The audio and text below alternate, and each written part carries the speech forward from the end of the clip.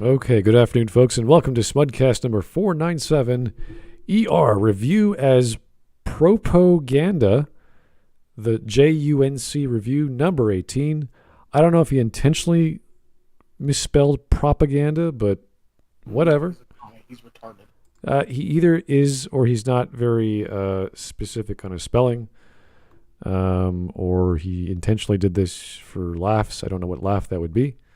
Maybe he's going to talk about what propo means in his video. But this is a guy. Maybe it's propaganda. Propo? No, it's propo. It's one O. So I don't know. I don't get it. I don't know. Anyway, so this description, this came out 3 years ago on June 18th. I Dunn did it. Trigger warning in caps. Body shaming, sexual assault, general Nazi bullshit. I don't know what he's talking about when he's referring to ER, because ER just makes funny, critical videos of stuff he wants to talk about, like anime or movies. And his videos, ER does such a great job editing and making fun videos to watch. I don't know if he takes those opinions seriously, but he's doing it for the laughs.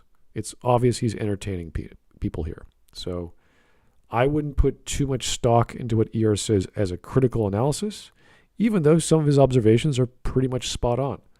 And he makes a really good joke, and that's why it's memorable. And that's why when we watched the Game of Thrones one, it was so good, because his jokes were on the money. So this video has 226 dislikes, 192 upvotes. So less than that ratio. Yeah, it's a bit of a ratio there. Has almost 7,000 views, so definitely not one of his more popular videos. And this is a channel that has almost 78,000 subs. So good stuff. And I did leave a comment on this video because I watched the first few minutes, and within 2 minutes he got back to me. So as I said before, this is probably what he does for a living, so he's always monitoring it and making sure YouTube likes him and all that good stuff as being a content creator. So fun times. Here we go. This is a 21.5 minute video. It will take some time. And I hope you guys are up for that. So we might bail. I don't know. This could be garbage. No worries, Smud. I've got Elden Ring. So we have Punished Bearserker, in case you don't know. He's right there next to me. Mark, who's going through cycles of Berserk. I don't know what's going on with Mark. Howdy. Yeah. And Bad Boy Beta, we haven't heard from you in a long time. How's it going, Bad Boy? It's good. I'm using push to talk because I had problems with my microphone last time. Okay. Not a problem. I think we're all using push to talk, but that's fine. That's no big deal. I also didn't catch a word of what Bad Boy Beta said. Yeah, we used a little soft. I just cranked up your gain. You should be better now. But your microphone is working, so that's good. You're a bit far away from the microphone. All right. Better? That's In the same county would be preferable. Okay. Yes, from the guy who's always in his car talking on his phone. Hey, whoa. My phone is right next to me. Yeah. It's shit quality, but it's right there. Technically, Okay. you could be in the same county, but because you're in a car, it doesn't really make a difference. Yeah. All right. So the thumbnail or whatever this video, he's talking with, I don't know, green screen, a balloon, drinking a spritzer. Who knows? Let's get going. Hey everybody. Welcome back to Plague Island, y'all. It's good. We're all having a good time. We're all having a great time, you know? Hey, did you know that there are Nazis reviewing movies on this website? Now, film criticism, like any other medium, can be used to press forth any type of meaning, any form of point. It is a form of art, and I will defend it as art. However, art for the purpose of pushing a direct agenda, that is propaganda. Now, there is nothing intrinsically wrong with something being propaganda, but it should be labeled as such. You know, during World War II, there were a bunch... So there's nothing intrinsically wrong about something being propaganda. I wouldn't really be in favor of allowing an idiot like this to decide what is and is not propaganda. I don't know. Like when I hear politicians like criticize other, like they have like the 20-second clips on TV, like, oh, the Liberal Party is doing this and the Conservatives are doing that. Vote Liberal. Like that's technically propaganda, but it's obvious what that is. It's like, I am the Liberal Party, please vote for me. Like, that's The all. Conservative Party doesn't want us to groom your children, and we do, so vote for us. Yeah, like, we don't. It's obvious. Like, we know it's obvious. When you're talking about a YouTube video from a YouTuber, and they're reviewing a piece of media, unless you don't know how reviews go, it's pretty clear what the biases of this person are. They like something or they dislike something. That's the simplest one. And then they go into reasons why they like or dislike. And the reasons why they like something can be biased. The reasons why they dislike something can be biased. And you just pick those apart. And you don't need to be like, hey, this is a message from the Liberal Party of Canada. You're like, no. It's pretty obvious who the leader is. He's saying he's the Liberal Party, or he's bashing the opposition. It's like, yeah, apparently you don't like the opposition. You want to get votes. Or you disagree with their policies. Like, it's still, what is the rationale for this opinion? And there's a bias in there somewhere. I have my own biases. Everyone does. You shouldn't have to say, hey, I like writing, and therefore this entire movie is bad. Good night. Like, that's not helping anyone. You have to give reasons. So all this guy has to do is say, ER is a propagandist. He believes in XYZ. Here's the video. Here's what he says. This is why it's bad. And we could all go yes or no depending on the evidence he's presenting. That's it. We do that all the time with our politicians and all the crazy propagandists like Vosh, who is insane, not because of his ideas that are left-leaning, but because his arguments are horrible. And that's just how it goes. He wants to fuck kids. I don't know. Some people were saying he was some sort of FBI plant. So he's so extreme that he wants to weed out other extremists or some bullshit like that. I was like, what the hell? What are you talking about? So I don't know. His ideas are so bizarre and wrong, like especially when he talks about Star Wars or media. And we just sort of roll our eyes and go, this guy's a joke. So we don't take him seriously. Anyway, ER is a propagandist. Okay, let's go with that.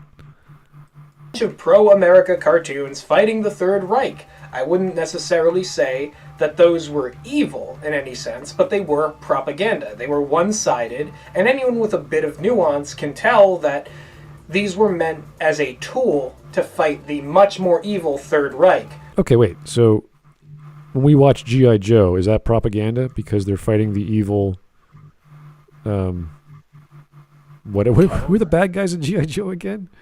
Cobra. Cobra? What were they? They were just random mercenary group? They were just terrorists. Yeah.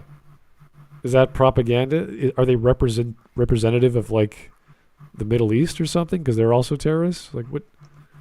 Can it only be propaganda if it's about, like, a real-life group? Or I really don't know how it works. Yeah, if it's symbolic, if it's a fantasy world and, like, you have a medieval Europe and there's, like... Yeah, certainly, yeah. I mean, that's just symbolism, so... I don't get what he's trying to say. I don't know. Neither did I. Kids, when watch G.I. Joe, they don't think America's awesome and everyone else sucks. They just say, oh, wow, I like Snake Eyes. He's a cool dude. He has swords. That's... you know, oh, yeah, he's totally an American... whatever, like Sergeant Slaughter comes like, oh wow, that's cool. He's a wrestler. I don't think he's like literally driving tanks and launching shells at the enemy. Rather than as a reflection of reality that American values were just, really that good. It was to prop us up. Propaganda. It's a prop. Reviews too can be that way, and chief among people using review as propaganda hold on. is ER. Now, American values are good. Like freedom of speech, the ability to own property, the ability to defend yourself and your property and your loved ones. Those are all good things. Right. What the fuck? Did he say that propaganda is neither good nor bad? It's just a bias or something like that? No, he said American values. Oh. I don't know. We could argue that news articles or pieces from certain news organizations are propaganda by the nature of their slant. That no matter what you get, it's always going to be Trump is bad or Trump is good, depending on the news organization. But it's really easy to pick up on that by the interviewer or the guy saying the story or giving the message. And then you realize this isn't a news story, this is a opinion piece. And there are all kinds of that. And the difference is you have to pick apart what is true and what is false. So even if the news anchors on CNN are biased, are they wrong? Are their facts wrong? The same with their opposite, which is like Fox News. I think I don't know what the States is like, but I'm assuming Fox News is still the number one right-leaning station in opposition. Right, quote, quote. Yeah, I don't know. I don't watch it, but I'm assuming it's something like that. So the same is, I don't care who's saying the news. Are they right? Are their facts correct? Do they have the right data? And is their interpretation of the data correct? That's what I want. I don't need to be told they're right-leaning or left-leaning or this or that. I just say, what's the news story? Okay, let's hear it. That's it. And then I go to another news station. I listen to that one if it's the same story, like a George Floyd or any other story where it's like, okay, there's lots of weird stuff happening. I need as much information as I can get. Let's hear it. And you search online, you find dozens and dozens of stories. And that's where we get the, was it the fourth estate or the fifth estate of independents finding their own information and reporting on their own and using their cell phones and talking about it and doing captures and posting it on YouTube, or trying to post it on YouTube because YouTube takes everything down that's semi-violent or has anything to do with COVID. So I don't know. I wouldn't say that's propaganda. I would say that's people with the cell phone. But okay. This guy is obviously a Nazi, and that debate has been settled 100 times over. By whom? Yeah, where are we getting this? Does anyone know where and when ER was accused? I know. When PewDiePie has promoted his channel in one of his videos, because like PewDiePie had the problem that like he was accused of being a Nazi because he made videos where, well, he was talking about the Jewish people, like he paid people to like say something awful, and they actually did it. And he was only doing it for an edgy joke, but like the media have flipped it in a very wrong way. Let's just say that. He also didn't think they were going to do it. Oh, I see. So this was Yes. like a silly.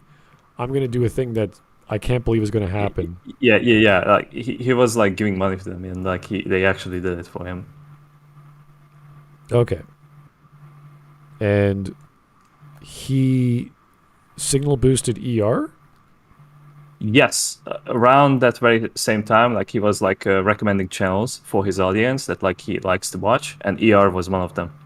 Okay. Because like ER was covering like Death Note live action at the time, so it caught a lot of attention, so to say. All right. So what was because of his association to PewDiePie, people have assumed that he's a Nazi.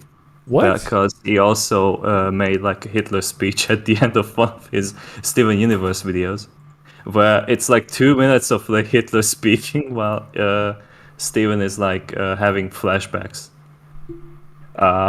It was hilarious, but you can no longer see it on YouTube.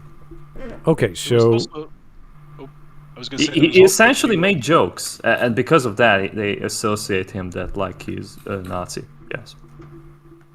I was going to say there was also a video of PewDiePie, I think it was a couple of years ago, where he called someone the N-word.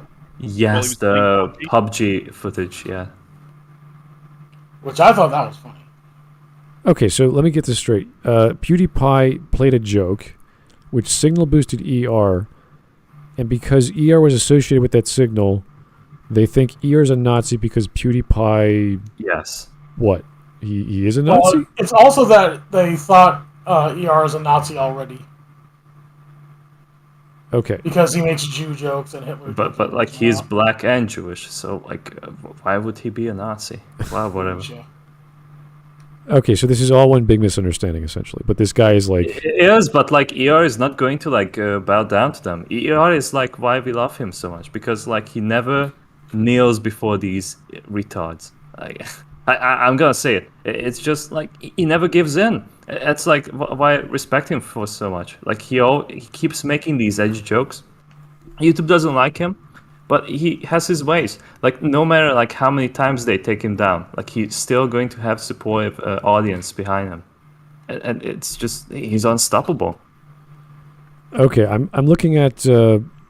This is a Mother's Basement. So I'm looking at the YouTube fandom thing. So in 2018, Mother's Basement tweeted that ER was putting the anime community in a bad light and aiding the alt-right. A fan responded by drawing ER decapitating Joff. A lot of people pointed out Joff's hypocrisy, pointing out that while he claimed ER was a Nazi, he watched animations from Japan, a very xenophobic country. ER himself has not commented on the controversy. Another controversy involved Pedantic Romantic, accusing PewDiePie of spreading hate after the Christchurch shooting, to which he responded by telling her to shut up.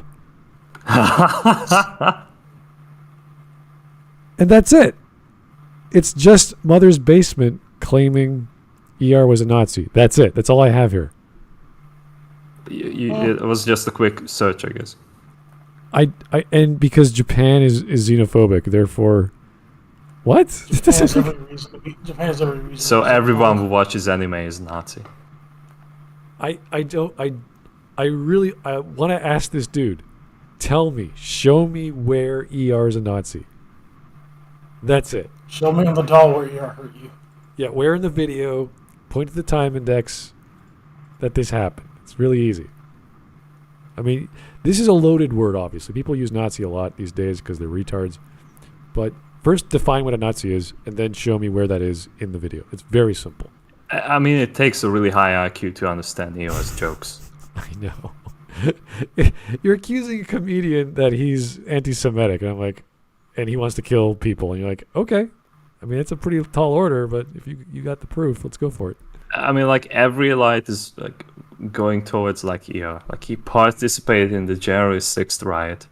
He also had like a lot of supportive memes towards Trump. So, he kind of cornered himself. All right, we're gonna keep. Like I can't call him a champagne socialist because that's wine, but he kind of gives off that vibe. This is a weird take, like why he has this balloon in front of him to be funny. I'm like, dude, this is not. But it's just like really good display of like what is the difference between like a real comedian and like this thing. ER doesn't need to like try hard to like be funny. Like he writes his jokes. I don't know like how much time he spends on that, but like they're brilliant. Like you can rewatch those like several times, and you're going to like find more and more stuff because they have like so many layers on them. And this is just like so plain and painful. Like he's trying to like grasp for words as a native speaker, which is kind of embarrassing. And then like he keeps repeating the same sentence that like, well, I was kind of like established that ER is a Nazi. Okay, how? He's not going to answer because he's trying to derail these conversations as much as possible. It's kind of annoying. Like, I want these people to speak straight if they accuse someone of a certain political leaning. The other thing is that I don't give a shit about that. It's just I want to know like why is EO's review a propaganda? You have spent like 1 minute of your video with an intro. Okay, like shut it off and just head to the your main point. Yeah. I'm kind of tired of people accusing people of names, especially Nazi, because it's just such a silly loaded word that means nothing nowadays. It's like calling a person a rapist. That was the thing like 8 years ago. It's like no one's going around raping people.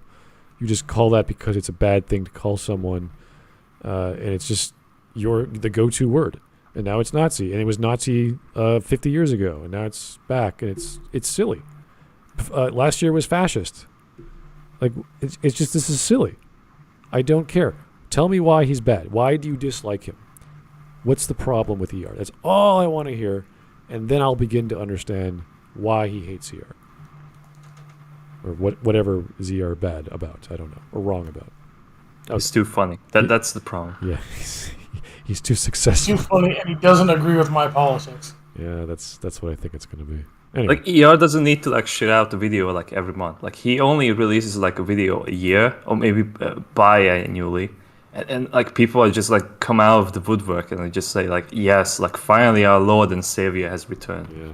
That's how much fame he has. Okay, let's keep going. He was platformed by PewDiePie, and that led to some blowback because people found the things he was saying in his videos, very transphobic stuff, repeating... Okay, so he's a Nazi and he's transphobic. Let me write this down. Because I bet there's going to be a bigger list. Nazi, transphobic, supported by PewDiePie. Yeah, what a horrible thing to be supported by PewDiePie. Oh my god. These Swedish people and their balls. Smud, to keep your list short, just write istophobe. Thanks. Is that just everything? Yes, that's an invention by Yellow Flash. Okay. Everything's an istophobe, if you disagree with me. All right. I'm not hip to the tune of these fellows because I don't listen to them. I have enough problems with that on Twitter to listen to these people having 15 scientifically proven gender definitions. I'm like, I don't care. Scientifically proven, aka I made it up on my Tumblr blog. I don't know. Anyway, Porcelinus IV, thank you for the tip. Oh yay, a literal neckbeard is offering his input on something. I bet this... I just realized he does fit the NPC meme with the neckbeard. Oh, that's mean. I bet this goon doesn't even realize that ER is black. Is he saying black people can be Nazis? Also, what's with that balloon with him? His wife's boyfriend. Throw him a surprise party. Yes. I don't know. He's trying to be funny. That's all I can guess. It's bizarre. I really hate when people have the drink in their hands, like the coffee mug they never use, or a glass of water. It's just sort of, it's like, I'm holding a thing. It's like, dude. Are you drinking? Are you drunk now? Is this serious? Like, what are you doing? All right, JJJ. Maybe it's like some kind of defensive mechanism. Like maybe if I hide behind this mug, people will not understand that I'm stupid. That was Wisp's whole argument for 10 minutes, talking about a comic Drake, I believe, with his coffee mug. Every time he's talking, he always has the coffee mug holding in his hand as a defense mechanism. So you might be onto something. I don't know. Here's JJJ Madness. Fun fact: this guy has made tons of videos defending really shitty cartoons like Netflix's She-Ra, Steven Universe, and Star versus the Forces of Evil. Wait a minute, this guy has bad taste. What? Okay, so he's a writer, self-proclaimed writer with his brother, and he's defending really badly written stories. Okay, interesting. We can already deduce his political slant, but that's fine. He could make arguments. We can listen to those arguments to see where he's coming from. That's fair. So, yeah. Okay, let's go. Verbatim Nazi conspiracy theories about Charlottesville. Like, it's all there. It's all out there. The debate is over. The guy is a Nazi. I'm not here to explain how or why he is a Nazi, because it's obvious. I'm here to say, guy's also a shit reviewer. Can't do the review thing. He's just so bad at it. What is this? What is going on? He's just, hey, you know what? Not only is he a Nazi, I'm better at him than reviewing movies and videos and books. And is he jealous? The past 2 minutes has not really convinced me so far. Not only is... So he's a Nazi transphobic, PewDiePie-loving, istophobe, Charlottesville theorist dude, and he's bad at covering videos he likes to cover. Okay, prove it. Give me a review, and let's take apart his video like we do. We take apart someone's video and say why it's bad. Let's do it. Shouldn't be hard. Because it sounds like, no, he's so bad, he's so popular. It's like, dude, you're jealous. Something's happening here. It's not that he's bad, it's just you're jealous of him. All right. He doesn't know how to talk about movies. And it's really telling too, the types of media he picks. Like he always picks these movies that are like have something to do with like, you know, social change or social justice, basically anything that like, you know, affects the status quo, and is usually... So Halo affects the status quo? Halo. Yes. Death Note also affects the status quo. I mean, within the work it does, you know. Yeah. Yeah, it does, yeah. But not like, it didn't change the anime world. It was already a manga. We already knew of it. There's much more racier and freakier mangas out there than Death. Like Berserk is pretty much the one of the freakiest ones out there. Go-Go 13, that's pushing the envelope. A monster. Monsters, yeah. There's Death Note. Any Junji Ito work. Yeah, exactly. Death Note is a story about an egoist who kills people with a magical device, and the reality of that, and having all these other geniuses try and stop him. That's it. Cat and mouse. Simple plot. All right, Giga Chad. Hey, Giga Chad. Why is the nigga wearing a tablecloth? Also, who wants to bet this guy is a bread tube wannabe? Yes, that's becoming... Well, the beard is like a pretty easy giveaway. So. Yeah. He's got the pretentiousness, the pseudo takes, the crappy facial hair. This man learned nothing from Quintin's famous bread tube orbiting adventures. What did Quintin do? Well, he was trying desperately to belong to BreadTube, but they just refused him. Like he said, like he's too cringe. He's too cringy. Was he talking about Blue's Yeah, Clues? what he was like trying to do is like he was trying to date like some of those women from there, and each and every one of them just refused him. Wait. He tried like to date? Yes, I think like one of them was like Lindsay Ellis. Haven't you heard about this one? No. Okay, like a very quick one, rundown. So basically, like 2 years ago, before COVID hit, he went to Disney Land or what? I don't know, like which one is in California, and he was trying to like go with people, and like Lindsay Ellis or someone was there, and he tried to get that chick there. It didn't quite work out. But Lindsay posted some tweets that had like the avatar image censored. But then people quickly realized that it had like the remaining parts that weren't censored were exactly matching up Quintin's profile picture on Twitter. So it was Quintin like sending like very cringe requests that like, hey, come out with me and like let's go for like somewhere together. And he got rejected.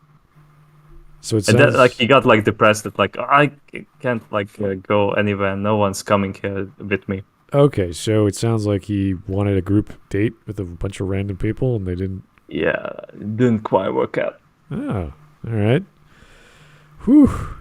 Fun times, Quintin. Let's put that all on the internet for everyone to see. Great plan. Okay. Ay. Quintin. I mean, maybe he thinks Quintin's a good reviewer. Who knows? It'd be funny. Critically acclaimed. You know, he paints himself as this, you know, alternative media sort of guy. No, he doesn't. And he doesn't. He doesn't give a shit about like what people think about him. Like regardless, like how many criticism he gets, he's still going to like put out videos. Like he sometimes like mocks them, like. With that, like, there's like that nerdy voice that sometimes he does with the glasses on, and it just like mocks like some of those like obvious like counterpoints that people would make to them in the comments. But like otherwise like he just brushes them off and just moves on. He's really like not really paying himself as like the most alternative guy ever. Like he like three things that like he loves so much are like the most mainstream stuff ever. Like Avatar, The Last Airbender, Korra. Death Note, and Steins Gate. Oh yeah, Steins Gate. That's right. I went, like a Steins Gate review is like the one that broke him because I think he's still working on that one. Oh. But whatever like monstrosity he's working, it's gonna like be hours of review. But, yeah, that's that's a good thing. I remember someone mentioning about Steins Gate, or he was working on it or something. And that's like an 11-part miniseries, I think. The original Steins Gate. It's exploded since then, but there's been movies and games and other stuff, manga. So it's one of like I would say the popularity of that, at least the idea of popularity of that, is very similar to Attack on Titan. But Attack on Titan is more mainstream. It's more like it's much more mainstream. It's like the kind of like Netflix mainstream action. Like everyone is trying to talk about. Yeah, but whereas Steins Gate's like sort of this niche, but everyone I know who likes anime just loves Steins Gate. And it's a good anime. I'm saying it's not amazing, but it hits a certain note of complexity and plot that very few animes come near. And the way they handle time travel is probably the smartest, probably the most sophisticated I've seen in at least anime, not in fiction, but at least in anime. So, yeah. I'm glad people... See, when we talk about bad tropes, I always bring up Picard before, like, there's so many ways to screw up any trope, but most tropes are almost geared to failure. And time travel is one of those that if you're not aware of how to write properly, it'll just screw up so quickly. And Steins Gate does such a minimal amount of influence on what you can do in time travel that it works out very well. So, yeah, another Brandon Sanderson rule of magic. Very limit the powers that you grant to your characters. Anyway, let's go. Because he doesn't have any other reasons beyond picking a target for disliking these things. And I think there's no better example of how he just completely fucks up, honest review than his Mad Max Fury Road video, or as he childishly calls it, Furiosa and Mad Maxine Feels Road. Now, I tangled with ER last time on JUNC when I did a video about my top 9 favorite Western cartoons, and I mentioned The Legend of Korra, which he famously hates because of course he does, and I said, hey, great editing your videos. I paid him a compliment. I paid this Nazi a compliment 2 years ago. I said, great editing in your videos, but I disagree with all your points about Legend of Korra. Dude comes into my chat, tells me a lie about the production cycle of Legend. Okay, like, can you show us some evidence for that? So, like, it comes to his chat. Okay. Yeah. Where? When? ER came to your chat when and where? I really want to see this chat. If only there was a means of screenshotting. Yeah, I mean, I feel like that line, I paid this Nazi a compliment, should be a meme. It should be. Yeah, we'll ask. I paid this Nazi a compliment. Times Magazine, 1939. Yeah, let's get LitDev to video capture that and just make it into one of his quick clips whenever someone says something stupid. Oh, I'm gonna send it to him. Yeah. Jesus. Of Korra, and says that Avatar: The Last Airbender had more troubled production. It didn't. That was a blatant lie. And then I tried to respond, and dude backs out, and now the entire comment thread is deleted. So, and I think the video is privated too, so no proof at all. He never privates videos. The only time it happens is when YouTube takes it down, and it happened like several times. Oh, wait, he has to be talking about his own video. So wait, is this... he just said... He's just projecting. So this wasn't a live stream, it was a comment thread on a video. Uh-huh. Oh, okay, I thought... It's just like, he's trying to the viewer at this point would ask okay, can you prove it? Which video was it? And he said, well, it happened 2 years ago. He privated the video, and he's just probably bailing out. Okay. So he said this whole tale of ER coming into his chat and doing all this back and forth. Yeah. And not a single proof of that. All right. But PewDiePie has happened to be in my chat and told me that I'm a N-word, but he deleted the comment, so I can't prove it anymore. By the way, YouTube sends you an email every single time somebody sends you a comment, so a reply, but it would take too many brain cells to show that. Yeah, well. Here is Legacy. Thank you, sir. He fought ER in a tango. Yeah, buddy, you can't beat me in a match of chess boxing, let alone bears in a brawl. What do you compare? How do you compare those two things? I'm like, what are you talking about here? Chess, boxing, and bears. Do you even know how big bears is? All right. Thanks for the super chat. This does he have a gap? He has a gap. Of course, he has bad teeth. What the, dude? Okay, I can't talk shit. But in my defense, I am a Negro. In your defense, I'm a black man. Oh no. By the way, I'm partially Italian. Like, what? I mean, do Italians have tooth gaps? We have dentists at least. I don't know. Well, I'm playing Elden Ring. Is it like right in the middle of the two upper incisors? Or does it just have like a checkerboard mouth? It looks like it's off to the side. It's maybe just one of the incisors. Yeah. Oh, never mind that. What if his teeth is like really bad and it's like dark and black because he doesn't take care of them properly? Oh dear. Got the dead tooth from It's Always Sunny in Philadelphia. Obviously, if it doesn't bother you, that's fine. But guys, if you've saved up some money, you want to be in photos, you want to look good. Smile is number one. Just, it doesn't matter. The rest of your face, beard, crazy hair, bald, doesn't matter. Smile good. Got to do it. All right. Anyway, keep going. Of this anecdote, all I can say is, I paid you a compliment, dude. I said your editing was good, and now I it's not really. So what this guy does is I really like your editing. By the way, I disagree with everything you said. Is that really a compliment? Really? Hey, Mark, I really like your hair. That's a really nice hat. By the way, you're a cunt. Yeah, I mean, dude, why not keep it, I really like your editing, and then leave it at that? What I disagree with about this video is ... Or do it, in a proper way. That would be smart. Don't be some self-righteous prick saying, I paid you a compliment, okay? It's like, dude, are you bitter that you don't know how to communicate properly to people and they brush you off like the twat you are? All I'm getting is jealousy from this fellow. Like, he had like ill intentions from the get-go. Like, he's just like trying to like ease up the conversation by saying like something positive, and then like follows it up that like, well, I don't agree with anything that you're saying. What do he expect? And then he argues that the production of either Korra or Avatar was more troubled. It's like, okay, nitpicking on certain options of what happened during something was made, which is nothing to do with the quality of a product. There's lots of reasons why things break down.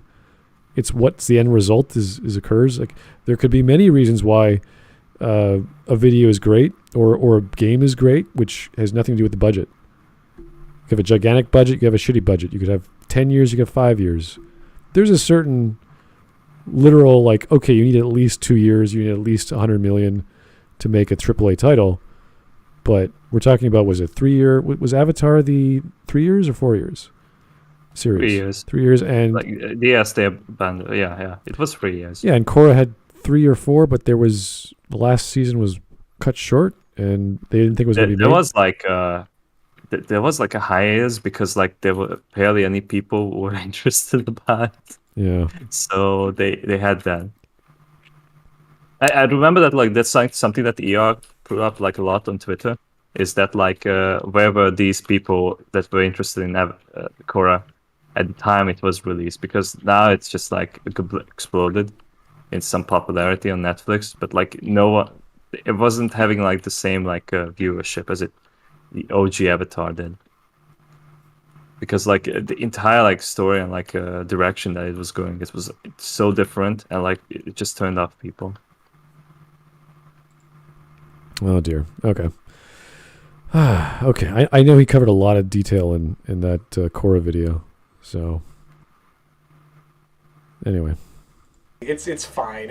I'm on Final Cut now, so I could probably edit better than you. I could edit circles around you, man, just like I can think circles around you. And all right, this is stupid. Why are we watching this? Bro, no. Just because you can think of circles doesn't mean you can think circles around somebody.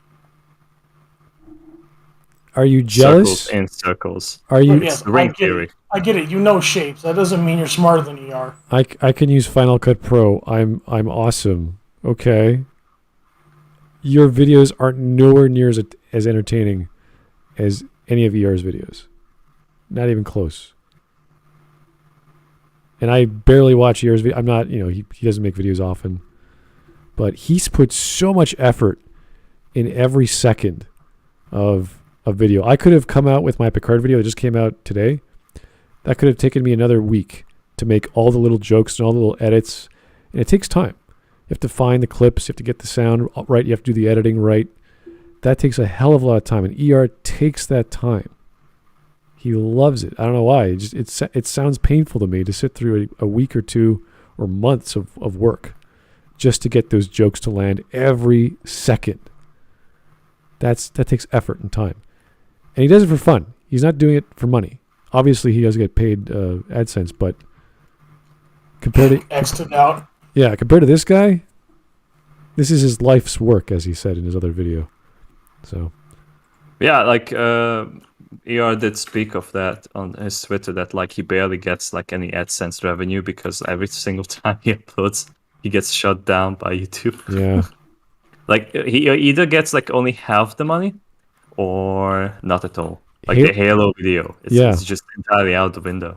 Yeah, can you still see it on YouTube? Yeah, no, they gone. have removed it. So like, didn't he you can only re-upload watch it on BitChute? Didn't he re-upload it? BitChute.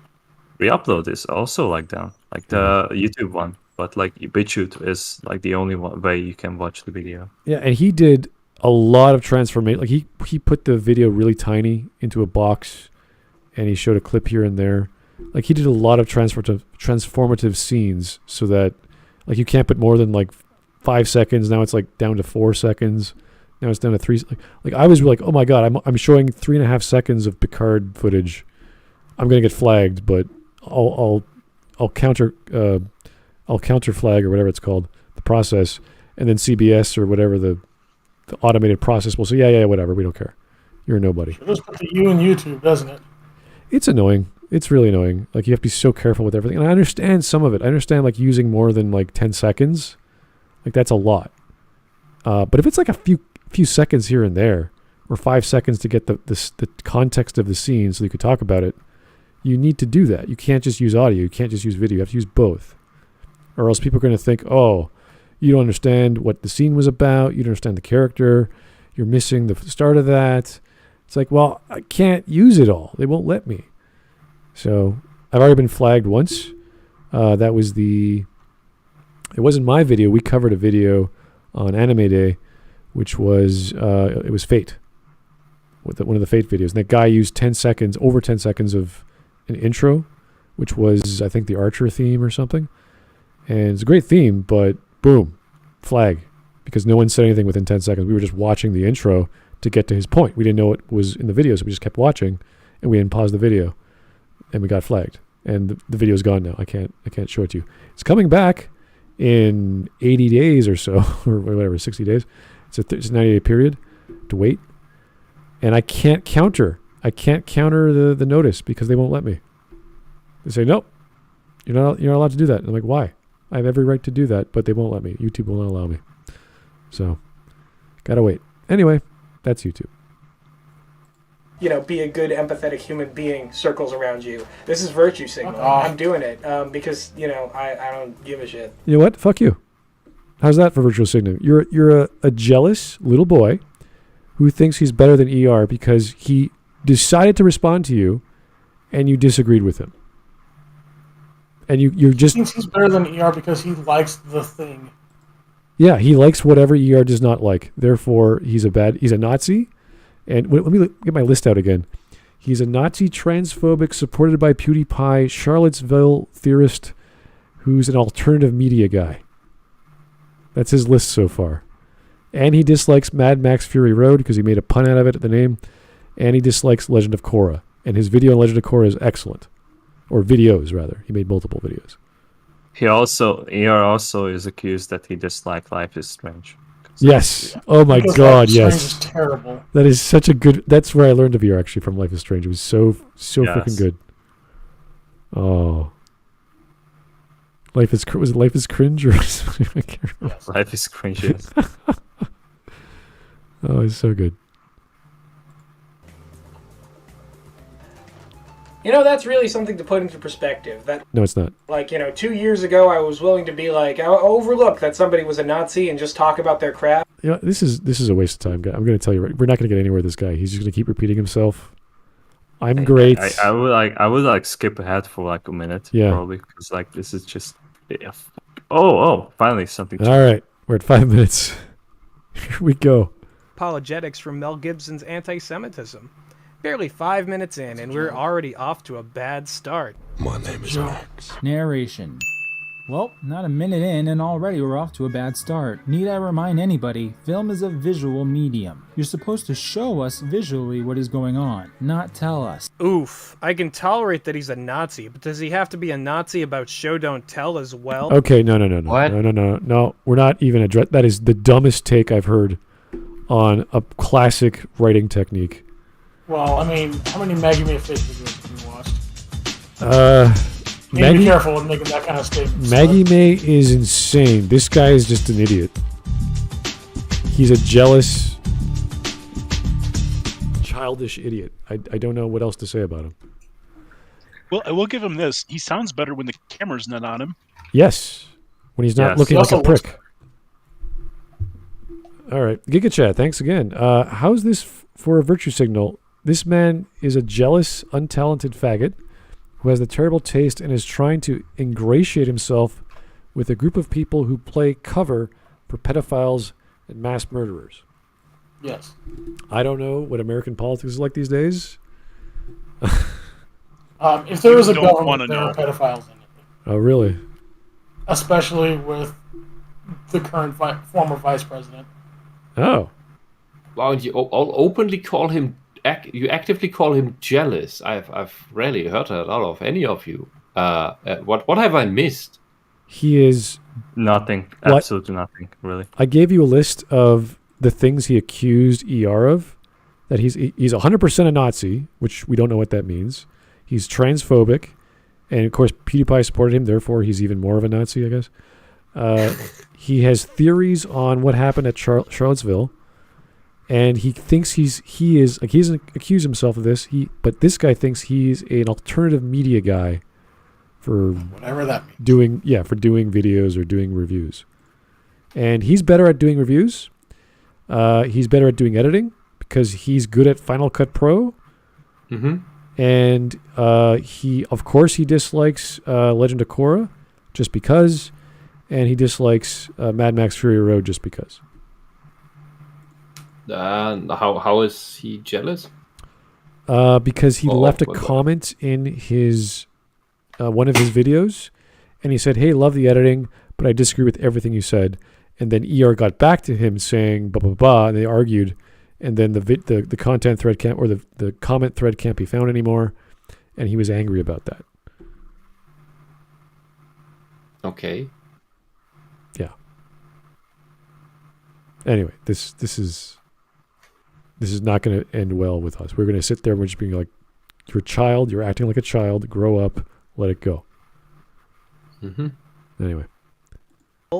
Hey, Elongated Roast, that show Avatar The Last Airbender, which you are using to illustrate your point and also claim to be a fan of, constantly uses narration as a storytelling tool. Like, literally one... Yeah, so does every story ever. Thank you. Narration. Narration, the most generic term. What is narration in an anime? Is it visual? Yeah, the thing is, it doesn't do that exclusively, and it doesn't do it badly. If you When it does it, it's not just ham-fisted crap. when we say... there's like an overabundance in the new movies that like he's like dissing for his reviews. Yeah, that's the problem. But like it's like this guy is like so overblown that like he's a Nazi, but like he can't think clearly. Like he wants to like criticize every single point of this review, even though this is like one of ER's earliest works. Like I think like I can't remember like which one was the first video that he ever uploaded. Was it like the Korra one or this one? 'Cause I don't know, remember. I gotta look it up. Yeah. Oh, I just missed some super chats. Sorry about that. Let me go back. Vladimir Dragunov, thank you. I'm getting nice guy energy from this guy. Doesn't help that he literally has a neck beard. Yeah, I know. We saw that very quickly. Come up with a new insult. You redacted. Thank you. Thank you for having me not to read that. That's great. I appreciate that. Okay. It's an episode. The series even opens like this. My grandmother used to tell me stories about the old days. A time of peace, when the Avatar kept balance between the Water Tribes, Earth Kingdom, Fire Nation, and Air Nomads. That's okay. Fine. You are a Nazi. Avatar is a new series at the time. That is the beginning of the show. Mad Max is on its 4th movie by the time Fury Road came out. Also, that is literally We the know intro the to the story. show. Yes. Yeah, doing this, and it's a good narration. There's a reason she's telling this. My grandmother told me, and this is told like a good night story. With nothing else, this is okay. This is how to do an exposition well. Not just out of the blue, talking about some history aspect or something, or why someone is gay. So we have Funko Pop Adolf Hitler again. Thanks for popping in. Not the greatest name to have talking about ER the Nazi, but sure. More people died in Chaz than in the Charlottesville riot. Also, the riot Yes. Charlottesville, Definitely. much like the January 6th riot, is a very obvious false flag. There's footage of men Yes. in all black coming out of unmasked vans and joining the crowd. Okay. That's interesting. It's called Agent Provocateur. Okay. Yeah, you mentioned that last time, yeah. Okay. Let's keep going. Tribes, Earth Kingdom, Fire Nation, and Air Nomads. It's fine. You are a Nazi after all. You have a right to be inconsistent. Makes about as much sense as any of your other beliefs. Okay, What? okay. This is not helping. He's just calling him names, and then he's saying what he believes, and he's going to keep doing. He's making he's But making we a can black and also white call him argument. retard. That's what it means. Again, He is making a black and white argument because ER criticizes the lack of show don't tell in Korra. Therefore, telling, like normal exposition, must never be allowed in anything he likes. This is a black and white argument. This is nonsense. It is a straw man. Right. It is him deliberately misinterpreting and overinterpreting what ER said. Especially when we're talking about a very blanket term like narration or narrative. These are, when you say narrative, the literal definition to me is the rendering of the story, which could be dialogue, monologue, actions, visuals, anything. It could be anything that tells a story in a certain way. So having a monologue or dialogue or voice saying this is the 30-second clip of someone talking about the past, how we got to this point in the story, at the start of a story, that could be both. That could be dialogue and monologue and narration. So what is it? Show don't tell? Is that it? Is that all it is? Did he show the actual clip? Was the actual clip just the title with the girl talking? Or was there actual animation with that? There was animation with that in Avatar. Okay, so there was like It was every single point of that was also illustrated. right. So Wonderfully. he didn't show that because for copyright reasons, I guess. Yes. also, once again, that's the beginning of a brand new series, and Mad Max Fury Road is the 4th one in a series of movies. Yeah. We know the setup. We know who the protagonist, in theory, is. Yeah. There are certain ways to do the starting of a story, and that's one way, which works. Not the middle of a story that ER was pointing to, where you had that joke he was making about, and what's his name got hit on the head with a rock or whatever. Anyway, little different, but okay. Let's keep calling him a Nazi for like several times a minute so we can get his point across. That we get some more insight into this tortured character, see what really makes him tick, and the sequence of events that led up to his capture. Psych! That's the wrong cinematic motion picture. Sorry, but beyond this point, Max ceases to be a character and becomes little more than a prop to tell the story of the actual Correct. main character of this film, Furiosa. Now I must remind everyone again that Embolism Ranch has not seen any other Mad Max Stop movies, so when he starts lactating milk tears over the fact that Yes. How does he know that he's not seen any other movies. Because ER in the video has clarified it that like he didn't watch any of other Mad Max videos. Okay. I don't know why else I've seen that video. But even then, what's either the way, who cares? Yeah, either way, his assessment of Mad Max Fury Road is true. Mad Max is not the protagonist of the show, of the movie. He's dragged along by the plot. Yeah, and you can argue that that is not a good character because he's just a stand-in for other characters to have their orbit be the main focus, and then it goes to another character and it goes to another. He's not a typical protagonist. He's just a cipher for other characters to shine and come out. It is kind of like Fury Road watched without the knowledge of the other movies. And that's fine. Can it be a standalone movie? That's totally fine. Because they are standalone. You don't have the criticism is valid either way. Yeah. You don't have in to this have case, this and that is what makes it an objective criticism. Right. I would prefer that. If you walk into something blind, not knowing anything, you're like, why are these characters better than the main character? Why are they fleshed out more? It's like, that's the point. Yeah. Because the stuff with Mad Max in the intro, that's really good stuff. And it's giving you a few references of the old movies. Yeah. Flashes of their content that affect Max's mind. Yeah. But after that, he is simply not really relevant in the movie. He's just background prop. The references. He's there because the movie is called Mad Max. Right. The references and the member berries are nice to fans of the show, but they don't make a good story. They just there. Like the same actor who played the original, what was his name? The bearded fellow, the guy in charge. The original guy, the original actor. Same guy from the original Max, apparently. Yeah. Yeah. But you don't need to know that. That doesn't change anything. So good for you for being a fan of the show. Doesn't change the argument one bit. All right, we got some super chats to catch up on. JJJ Manis, thanks again. You can quickly tell the intelligence of a person when they say The Legend of Korra is a good show. Okay. Yes. Don't know about intelligence, but definitely maturity. Yeah, maybe both.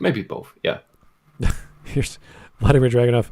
What is an ad hominem attack for 500, Alex? Yeah. Exactly. Alrighty. I think we can keep going. I'm getting really tired of this fellow. Max is supposedly not a character. He's basing that opinion off of a version of the character he has literally never seen even once. Oh, and he goes on such a lovely little baby tantrum. No, he has no action in the movie, you I have idiot. to applaud Feels Road for leading the progressive stack with the very first trans woman protagonist. Wait, the wiki didn't mention anything about that. No, but if she were an actual woman, this would make her the utterly cartoonish depiction of a she-man, the old man with breasts cliche. That can't be right. Maybe these are just her preferred pronouns? Either way, I guess I'll use she for the rest of this review. Fucking wow. PC much? Aw, he's pretending so hard to think like the strawman progressives that live in his head. To think that that's the closest. The strawman progressives that live in his head live in the real world. Yeah, sadly. And you protect him. You asshole. Like, he didn't catch the joke. Like, he... Like, okay, he's that dumb. You can't claim that I'm claiming a straw man when I'm actually pointing to a scarecrow in a field and calling it a scarecrow. Yeah, do we have to point out the joke, or did you guys go to watch that one more time? I got it. It's just I'm more baffled that he didn't get it. He just thinks that like something else, but because he's so dumb. I think because he's so ensconced in the ideology, he takes offense when people try to attack it. Mm-hmm. And therefore he has to defend it. Mm-hmm. Therefore, he's a Nazi. It's like, okay, buddy. Mm-hmm. Like, imagine idiots like this trying to defend your honor, and what they defend is something that is completely opposed to you, but they think they're defending you. It's like when you have allies like this, you don't need enemies. Okay, well. Again, I'm not liking this because it's such a pointless analysis of another person's comedic review of a thing he didn't like.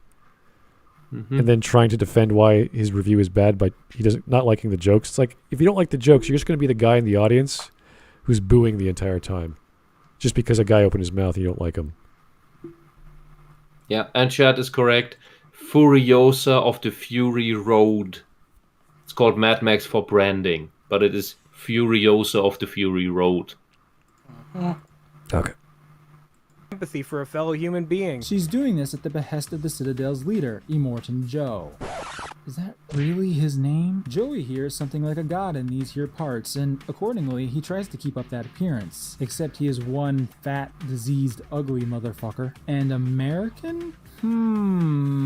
Basically, Joey controls the water. Water is incredibly precious in this world, so when these poor saps get to see it, they act like crack addicts, trying to lap up as much of it as possible. But because Joey doesn't leave The most spigot inefficient on, way.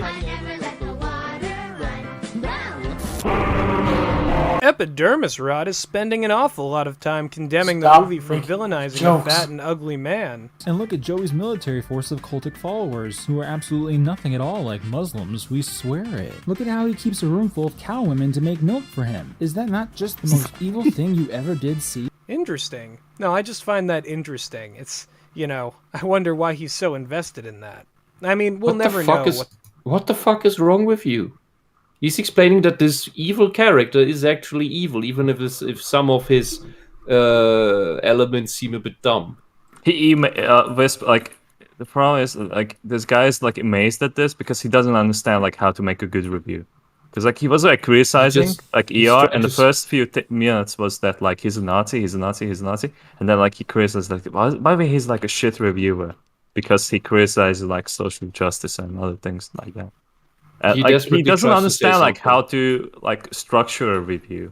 Mm-hmm. Like what ER is doing is like pretty much like the the like thing that you should do when you have a review. You introduce things to the audience like who are like unaware of those facts. Like you can watch those reviews without watching the movie itself, and it's just so good. Like this guy doesn't understand any of those things. Yeah, and he has nothing to say to these things, so nothing actual, so he's just trying to come up with an insult. To have to say something. Yeah. Like this reminds me of like those very like early era like reaction videos from response videos from YouTube, when like you had like bickering between two YouTube channels. And all they did was like use like one image or two at most to like respond to the other guy. Like absolutely no other editing. It's just like it reminds me of that era. It's like so low effort. Yeah, and he's using I don't know if you guys have heard of Medaka Box, which is an over-the-top high school action anime, and he's using Never seen it before. Yeah, it's a very eclectic kind of anime. He's using one of the villains called Kuwagawa, I think, and his power is that he can get stabbed or whatever and never die or something like that. I can't remember. It's a very Japanese like word punish sort of power thing. Like I can cancel the word with whatever. Anyway, why he's using that, I don't know. I don't get it. Anyway, keep on going. Joe Crazy, thank you. I can edit circles around ER, cuts to stills of an anime boy. Yeah, I know, he's great. Amazing editing. Fantastic. This coward looks like, so body shaming him, I guess, is pointless. I'd rather brain shame him, because there's plenty to work with there. Also, you have no leg to stand on when it comes to body shaming. He said absolutely nothing in terms of ER's opinion. He just says, I don't like him. He clearly doesn't like black people. I don't like your opinion, so you're dumb. That's it. That's what he does. Joey is fat. Triggered. In this world of limited resources, being fat is an even greater condemnation of self-indulgence than it is in Burgerland or Cuck Island. Also, visual signifiers being used in a visual medium to hint at a character's role in the story is the definition of showing, not telling. So, what is it? Filmmakers can neither show nor tell? No, you fucking idiot. He just said that they're wasting water with that display. Yes. And water is a precious and rare resource in this world. So it doesn't make sense that he's wasting it. That's right. I'm not what? Let me read. What the hell is he actually arguing here? Let me go back. Visual medium to hint at a character's role in the story is the definition of showing, not telling. So, What is it? Filmmakers can neither show nor tell? Wow. What are you talking about? Is this even the same statement he was making? Now he's talking about his own interpretation of what is and ignores the relevant part. This is a standard thing that manipulative people do when they don't want to admit to be wrong or that the other one has a point. He deliberately ignores the point and talks about everything else as if the point wasn't made. Yeah, I want him to say, hey, I want to ask him, like, what are you talking about? Like, what exactly is your argument here? What's the problem? He was making a joke about how there's fat people, and fat people is bad because it's unhealthy. And I think Immortal Joe is fat or whatever, I think. Yes. And now he's bringing up a point that started at the beginning of the Avatar arguments, that show don't tell is what you need. What? He's not even making that argument. He's just saying fat people are unhealthy. It's like, yeah, you're right. Yeah, so? What? The inconsistency. Sure, I know that there is more to the conversation. I know this. I am nuanced. For example, I thought the fact that Thor gained weight due to depression in Avengers Endgame was a good character choice, marred by a series of obsessively judgmental insults throughout the film. It's absolutely true that overweight people have a rough stigma attached to them, and their depiction in media is often negative as a result. Emu Rump Toucher should know that last segment of his video contained many negative depictions of fat people, all of which he chose. There are very few fat people that have a justification to be fat, because there are very, very, very few medical conditions that prevent you from getting out of that. Extremely few. Anyone who says, it's a glandular problem, is usually just having thyroid issues, and those are easily remedied by taking thyroid hormones.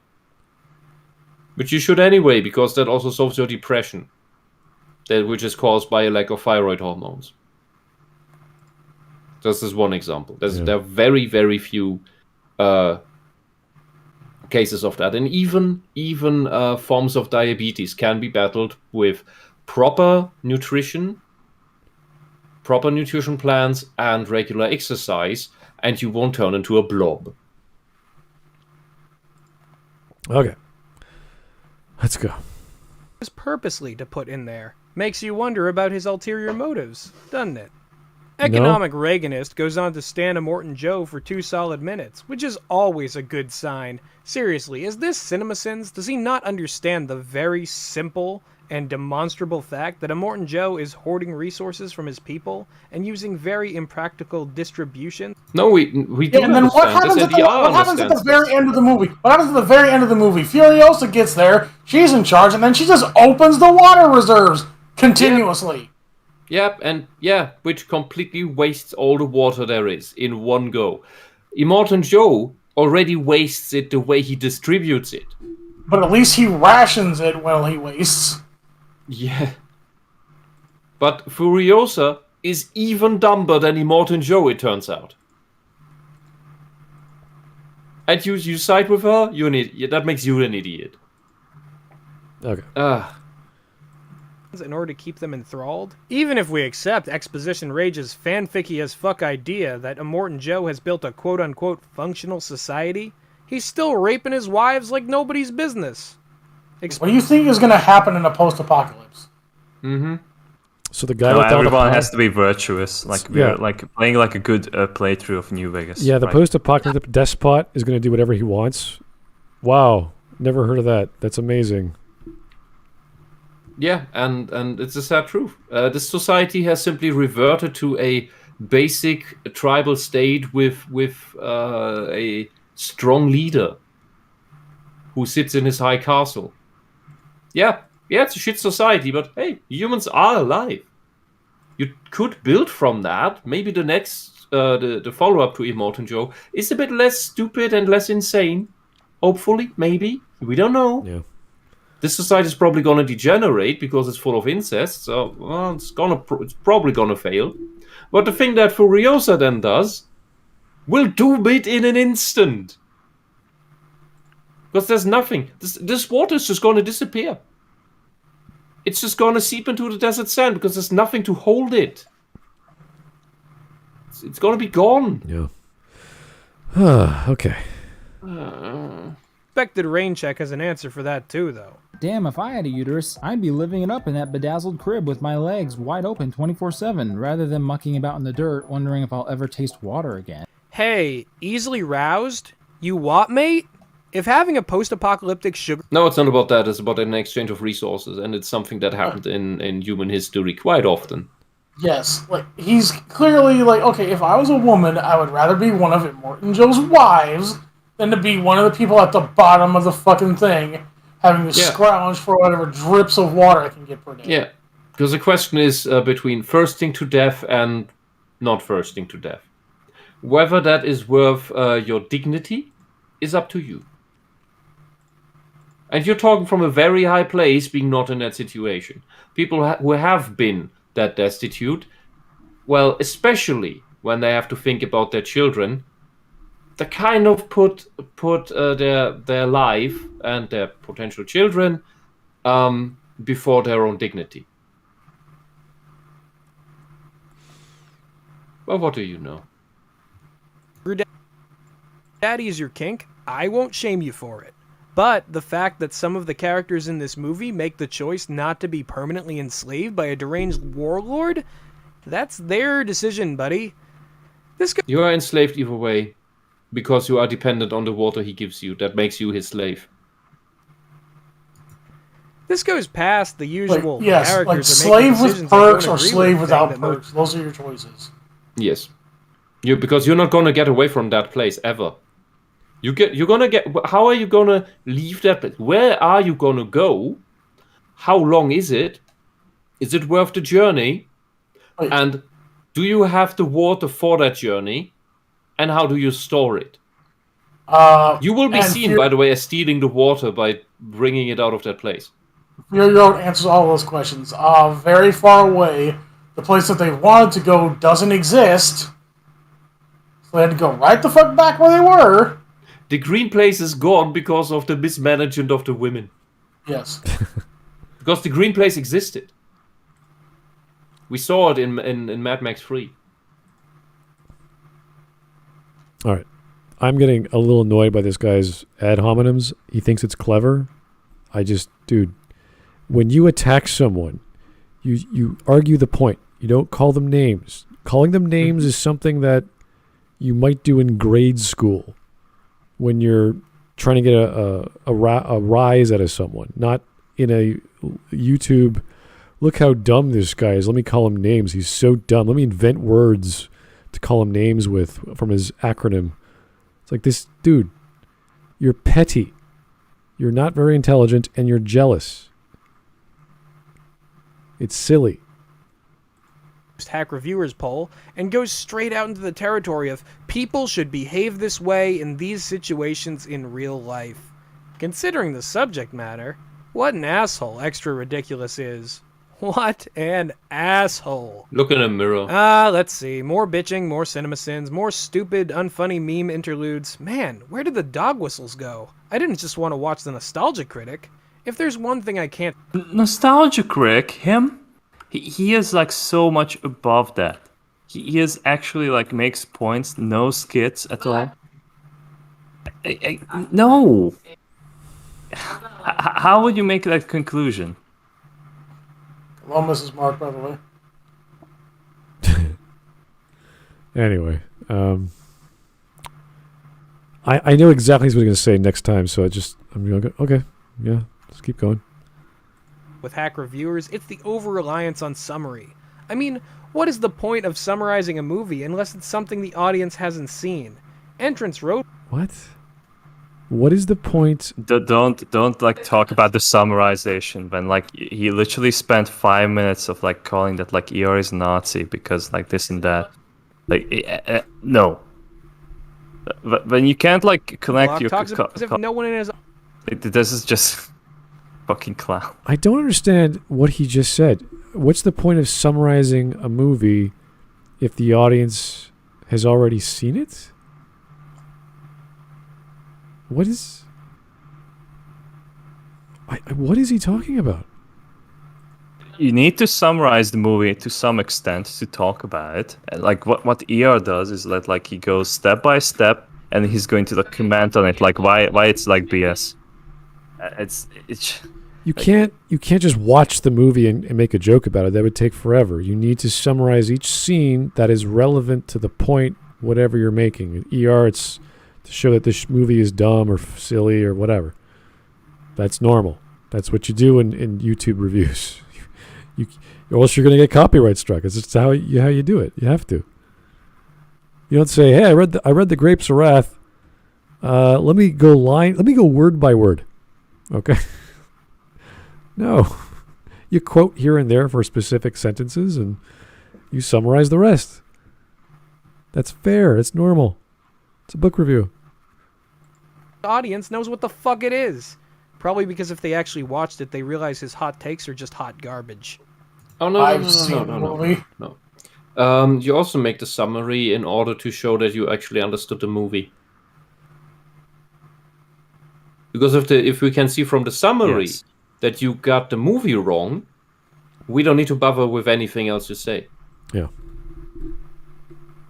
And it shouldn't be There's hard. several reasons for this. It shouldn't be hard to encapsulate a scene saying, okay, in this scene, this is going to happen. This is what this guy does because he's angry. And this is what happens to the person he's angry at. And then the next scene, like that's simple enough. Because you watched a thing, you read a thing. I can figure it out in my brain. I don't have to actually explain in detail every step. I can cut out some of the filler, some of the extraneous actions someone takes. That would take away from the scene, but that's what a summary is. You're just trying to get the main points, which is normal. We do this all the time. Oi. Anyway, JJJ Madness, thanks again. Could you even imagine what this guy would do if he were to put in a post-apocalyptic scenario? Also, he's not making a point about ER at all. I'm not even sure what he's talking about. Summary is bad because someone didn't watch the film. If they actually watched the film, he'd be wrong. It's like, what? Where? Which scene was he wrong? Now, this is easily my favorite scene in Fields Road, because it's all of these women ganging up on Max while he's dragging along a comatose body and a car door, and he still manages to fuck them over. Wait a second. Are you telling me that Mad Max, the Mad Max, is a badass? And that most of these women... What we can take from it is that the movie is at least not as feminist as to think that Max, the strong man, the action hero, can't overpower a bunch of women, especially the helpless ones. Because if that would be the case, the movie would be completely lost. Like Mad Max, it was like Max who was dehydrated, like strapped on the hood of a car, driven around in the wind, in the dusty wind for fucking hours on end. Right, but still able to whoop ass. Like, okay. Yeah, at least the movie did not emasculate him completely. Right. They just made him a secondary character in a movie named after him. Yes. All right. Without combat experience, and the one with it lost the confrontation to him because he is more skilled. What? Also, Nux isn't a comatose body and is an active participant in the fight. Did you miss that, or are you just lying about that? He was comatose Seriously, for half the fight. It's a 2-on-1 fight against just Furiosa. Of course he comes out on top, because he's fucking Mad Max. No, because he's a man. Also, it's very... Oh, now he's just a dumb asshole. Forget all the clever acronyms. Now he's just a dumb asshole. Okay, I guess dumb asshole isn't that bad, considering he's a Nazi and all those other things.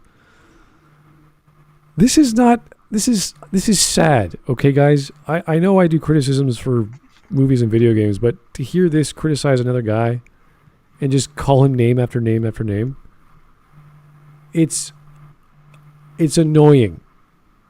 Like, I don't want to talk to this guy. At the same time, I'm like, what the hell are you talking about? I want to ask him questions. I'm being very conflicted here with this fellow. What is the point of making a video like this if all you're going to do is showcase how much of an idiot you are? He doesn't see it that way. I don't know what he's like. How does this make him look good? What is clever Makes about him look this? good in his mind. I don't get it. Like, dude, just criticize his video properly. It's not hard.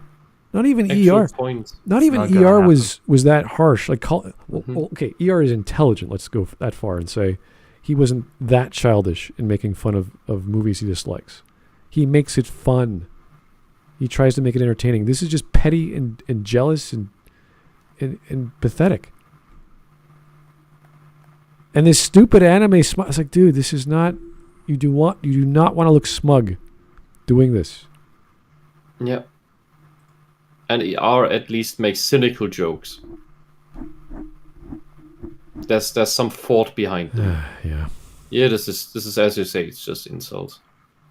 Clear why that scene is his favorite one in the film. He done did it. Made a clean escape, left behind exactly what his pursuers wanted, and has a ton of water to last him however long. A damn good job of surviving, Max. You know, it would be hilarious if the movie just dumped these pointless empty characters, and Max got to be the star of his own movie again. Yeah, so when Extremely Racist was saying that scene was his favorite in the film, he wasn't complimenting the imagery, fight choreography, or character portrayals. He just liked the outcome of the scene, without... No. For the fight, Max could actually be Max.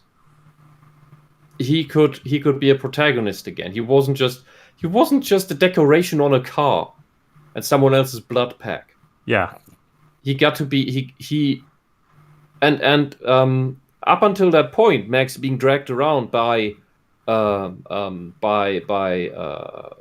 Joe's henchmen is okay. We can do that because that's okay. That's his low point. He's starting the movie basically at a low point, or is thrown right into his low point. And here, he's got out of his low point and got agency again. Great. Continue from here. Amazing. And then the women can have their own plot outside of Max, and maybe they come together at the end. That could be a thing. But that's not what happened. That's not what we got. Max got relegated back to being a side character, back to being a prop. You could say he got to be the blood pack of the girls instead. All right, here's not literally, but metaphorically. Here's Vladimir Dragunov. Thanks again. At least back in the response vid era, the name calling was accurate and funny. The name calling was accurate and funny. You put a period in there, and I was like, what the hell is that sentence? The name calling was accurate and funny. Okay. Yeah, but this guy... Name calling can be funny as long as it's accurate. Yeah. All right. Any consideration for the craft itself, or even the feels, as he derogatorily calls them. If nothing else, this is the most telling point to appraise Engorged Rodent's reviewing chops from. He's literally not engaging with the text here, instead focusing on identity politics. He is just overjoyed that the man won, and would rather the man not face adversity. What is this forced diversity garbage? No, what the fuck are you... You're trying to turn this around here? And also you're contradicting yourself now. Because at first you were praising that Mad Max does the thing. Now you are returning it back to the man. You are reducing it now. You are playing the identity politics. What a scumbag. I mean, it's not like he's made a single point so far, but this is phenomenally stupid. You skipped over a lot. Maybe there was a point in there that you just couldn't address with more, because all you had was insults. Yeah, and this is, of course, because I don't understand what ER is saying, or I didn't address it. He's an idiot. He's phenomenally dumb. I'm like, okay, sure. Everyone I disagree with is phenomenally stupid. Stupid. Again, he has not watched the original Mad Max movies. So what? But wants Max to be some kind of unstoppable Mary Doesn't give any relevance to his arguments. Yeah, and I've watched the other movies before Fury Road, before I went to the cinema, because I hadn't as a kid when I was younger, because it didn't run on TV. Yeah. And so I did. And the first movie is completely irrelevant for Fury Road. Technically, you don't need to watch any of the previous movies in order to watch or understand Fury Road, or to understand Mad Max, Max himself, because that's just everything you need to know about this character. You get in the intro, where he's taken and turned into a blood pack. Everything in his flashbacks. That's all you need, and also those things are only references, because it is even questionable to argue that this is the same Mad Max, because these movies are so far apart from each other that Max, as we see him here in his age, cannot be the same Mad Max we saw in the first movie. Why? Because if you want to build that consistency in this universe, it is he would need to be as old as Immortan Joe. Yeah, you don't need to see the originals to understand this one. There's no, even with the, like, was it Thunder? He can't be in his late 20s, early 30s. He'd need to be 40, 50 years old. Yeah, even with like Thunderdome and all the ones leading up to that, there's really no major continuity problems you need to be aware of. Yeah, these movies are very loosely connected.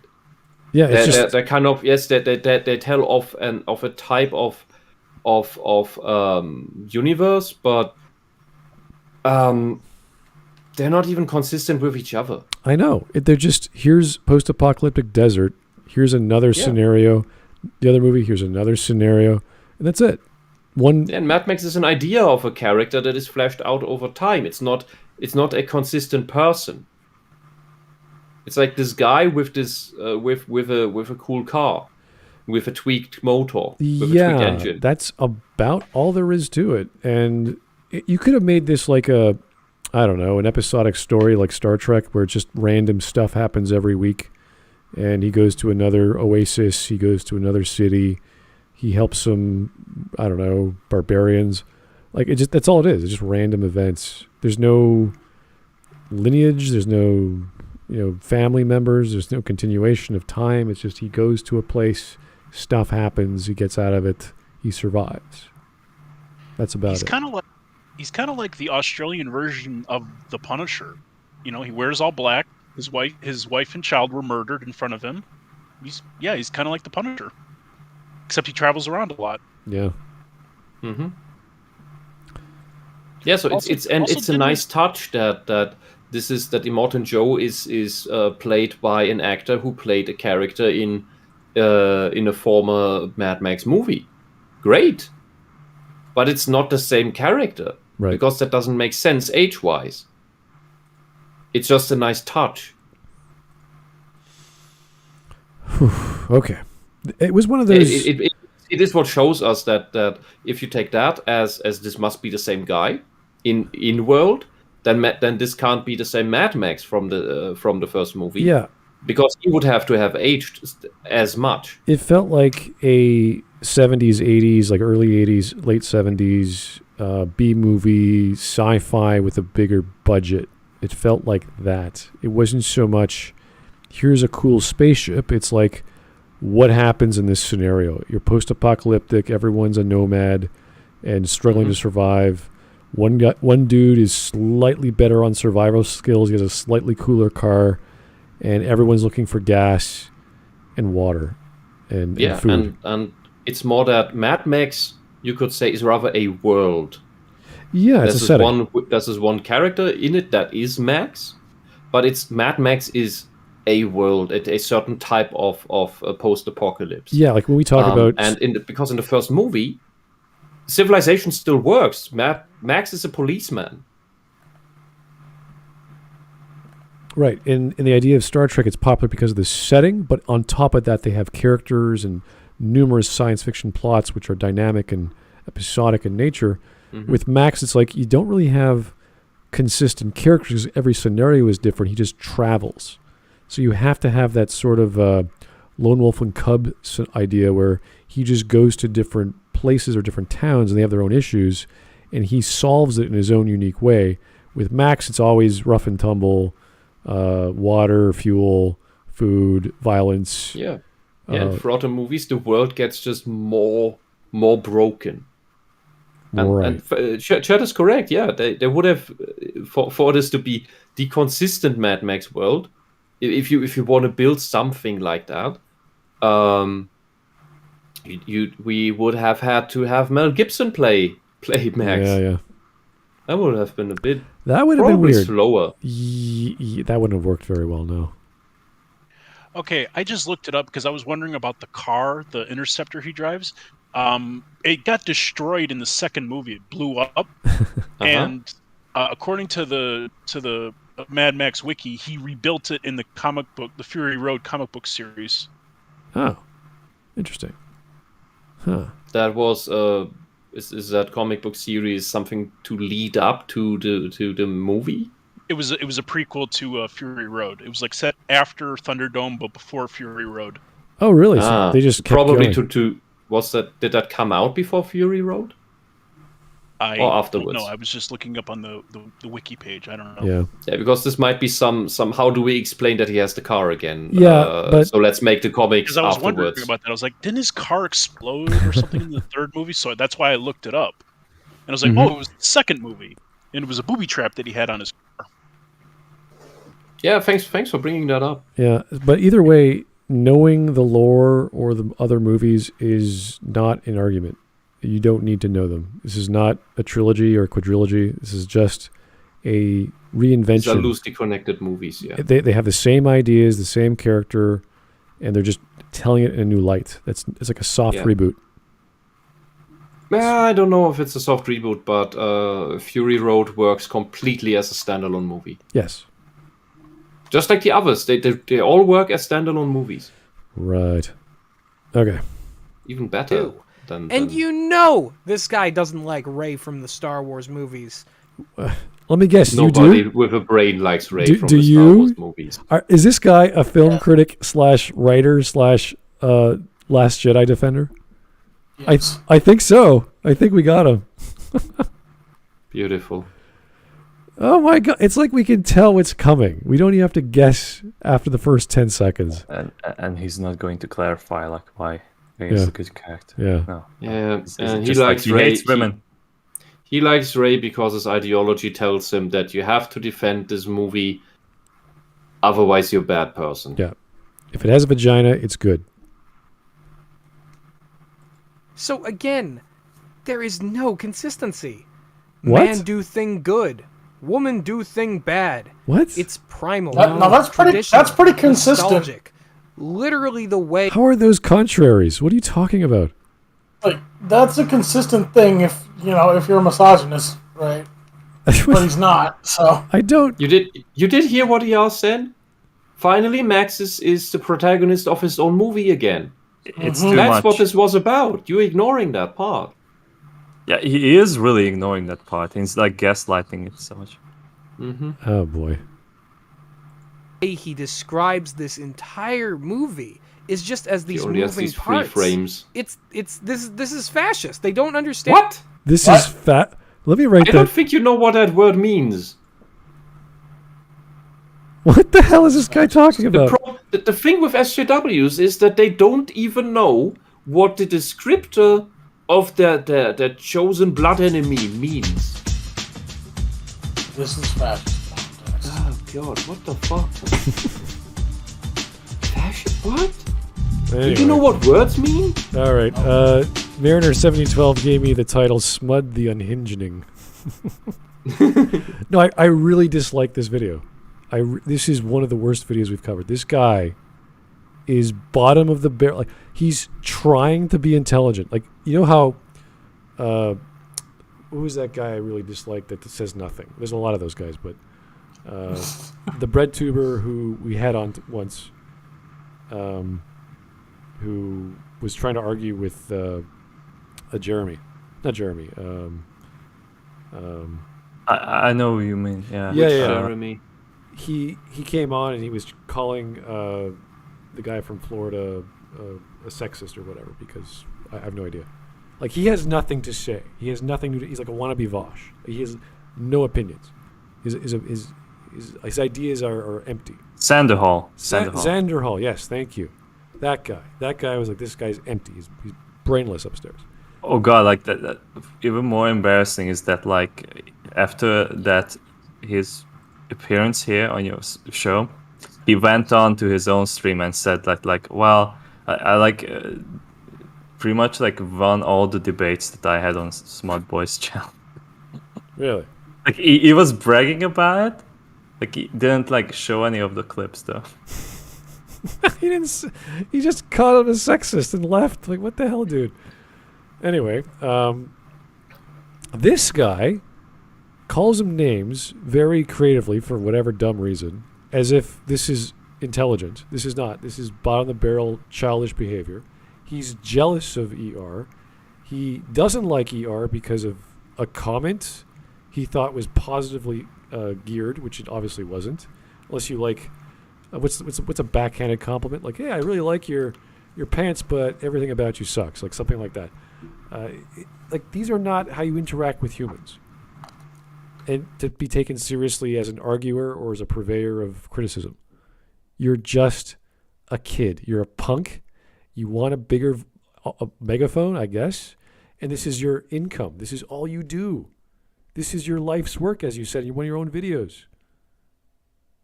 This is not how you act as critically or against others. When I take apart a Vosh video, I go line by line. And I show that. And I did that with LitDev back in the day. We do that with other videos here, live with you guys, because, I don't know, you guys have nothing better to do, but thank you very much. It's simple. It's simple. It's easy. You listen, you pay attention, you say, what is this? You analyze it, and you put it out there. So, to do this way is malicious, childish, and unintelligent. And it's annoying with these anime, this character from a Daka box. Anyway. He has 3 frames that he's using. I know. It's ridiculous. And I don't even know what they're supposed to express in regards to what he's saying. Smug. He's just like trying to be smug that like, oh, I have the upper ground. I know like this guy is just like a clear Nazi phobeist, but whatever. He's trying to like associate himself as like the most wisest person ever. It's not really giving any of the good arguments to justify that. Yeah.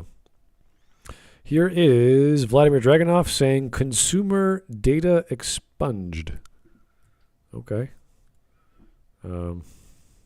I think that was the comment towards TLJ. I don't know. This fellow is just bizarre. JJJ Madness, thanks again. This guy screams, I will defeat all in the world. Sorry. I will defend all in the world women from these Nazis. And then begs the girls to go out with him on a date. I don't know. I've never encountered a person like this before. It's bizarre. It's like, I'm intelligent, I have words, but I'm going to act like a child. Anyway, Vladimir Dragunov again. You keep using that word. I don't think it means what you think it means. Now, which word I'm referring to is up to you guys to figure out. There's a lot to choose from. Yeah. And this is you call it unintelligent. I call it pseudo-intelligent. I don't know. What is this guy? He's trying to pretend to be intelligent. He even thinks he's intelligent, but he doesn't even know how dumb he is and how obvious it is. Well, like one of my Pretentious. guesses is that like yes, like I think we have all agreed that like he is making like a very retarded arguments here.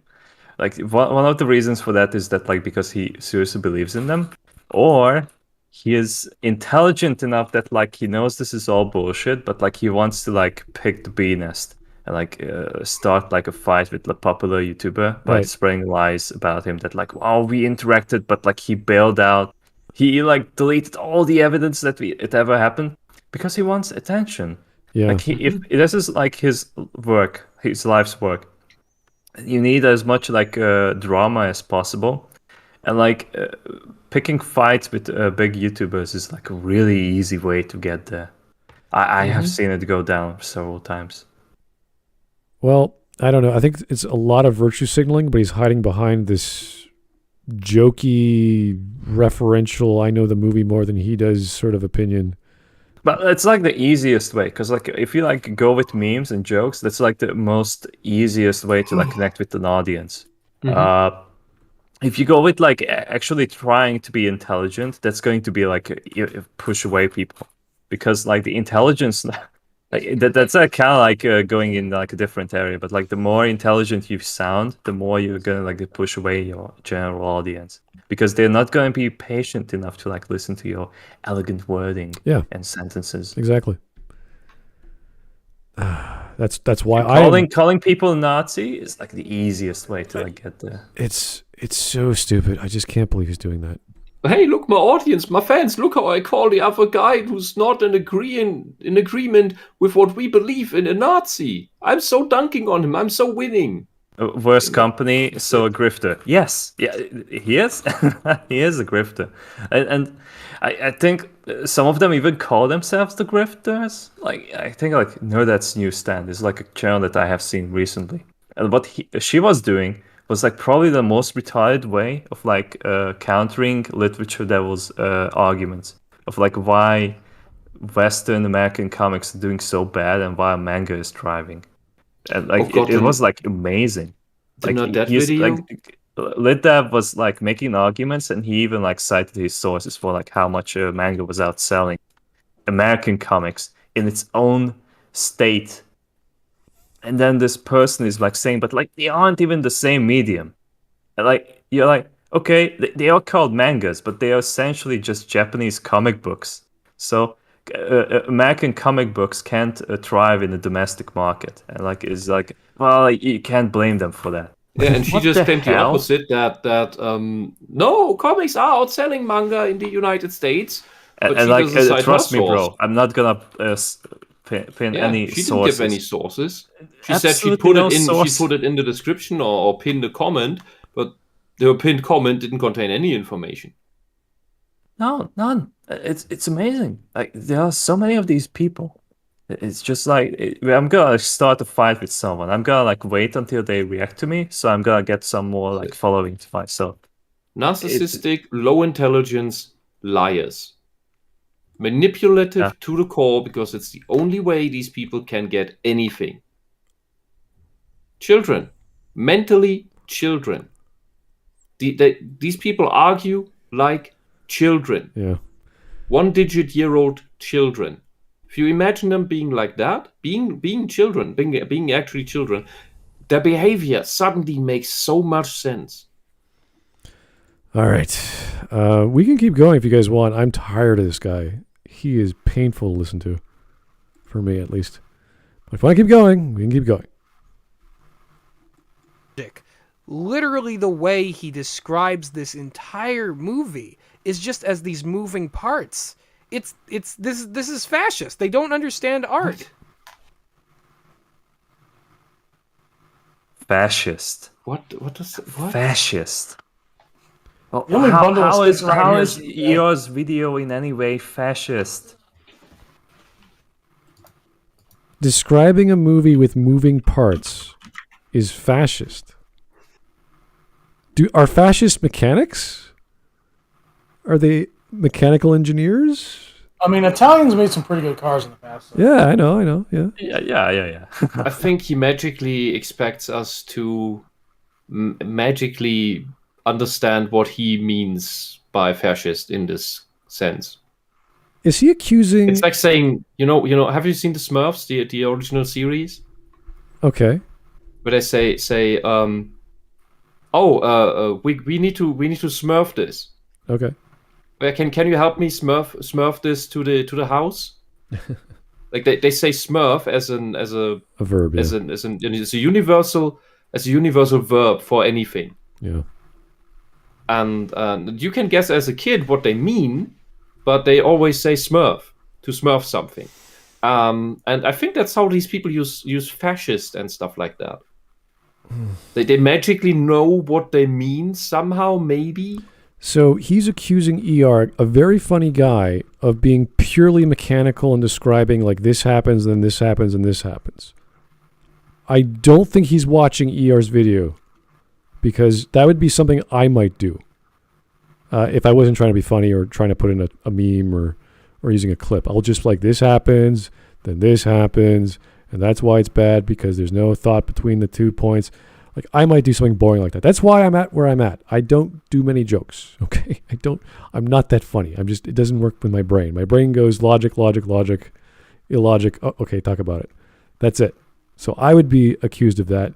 And I'd be like, yes, you're right. That's what I do. ER goes, here's a point. It's kind of cute. It's kind of funny. Here's a joke. No, I hate it. Here's how much I hate it. Let me explain why I hate it. And he has fun with it. And he makes it fun for you, even though you don't. I never watched Korra, but he did. And he shows me scenes, and I'm like, that's stupid. That is a dumb show. Thank you, ER. I'll never watch this show. That's a good teacher. He entertains you while he teaches. I had the same reaction when me and LitDev covered ER's video about Halo. I was like, oh God, why would I want to watch this Halo show? Exactly. Yes. This guy makes me want to rewatch ER. Not to see if ER is actually the Nazi, fascist, whatever dozen other things he described him as, but just because ER is really good. Yeah, like watching like some clips that like he like is talking about like how bad he is.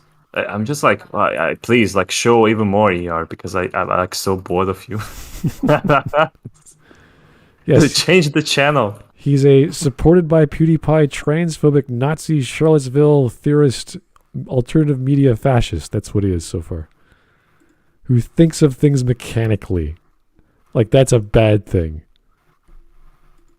What a weirdo. It's just what fascists do. The rest of this movie is just chase scene after chase scene after chase scene, interspersed with snippets of the girls complaining. He's a crazy smeg who eats Schlenger. I'm sorry, what? He's a crazy smeg who eats Schlenger. Come again? Crazy smeg who eats Schlenger. I'm sorry, but does that word mean something to you? Back to the Cinema Sins level takes, I see. I'll translate for you. The DAG is saying that Max is a crazy asshole who eats shit. No, Like you're an you. idiot. How do you know that? No, you're an idiot. You're an idiot. He had to Google that. How do you No. know that? Did you read the script? Oh, what's that in the sand? Is that the script? These are post-apocalypse slur words. The first thing sounded like smeg. Anyone who watched Red Dwarf may be familiar with that term. Any British people in general, maybe. Bears, do you want to explain what smeg is? Coom.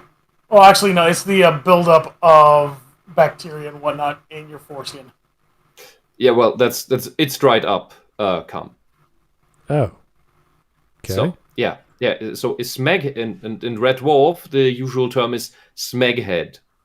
That's the common insult in Red Dwarf. Nice. So that is your glands being covered in smeg. That's a smeghead. Or your head filled with smeg, your brain filled with smeg. So full of crap. Schlenger, or the way it's put on screen here, Schlangu, is the German word for snake is Schlange. It could refer to either he's eating snakes, or in combination with smeg, could mean he's someone who eats dig, which is quite the insult for a man. Does that make sense in this context? To a American audience, they would have no idea what any of that is. Yeah, I get that. I get that.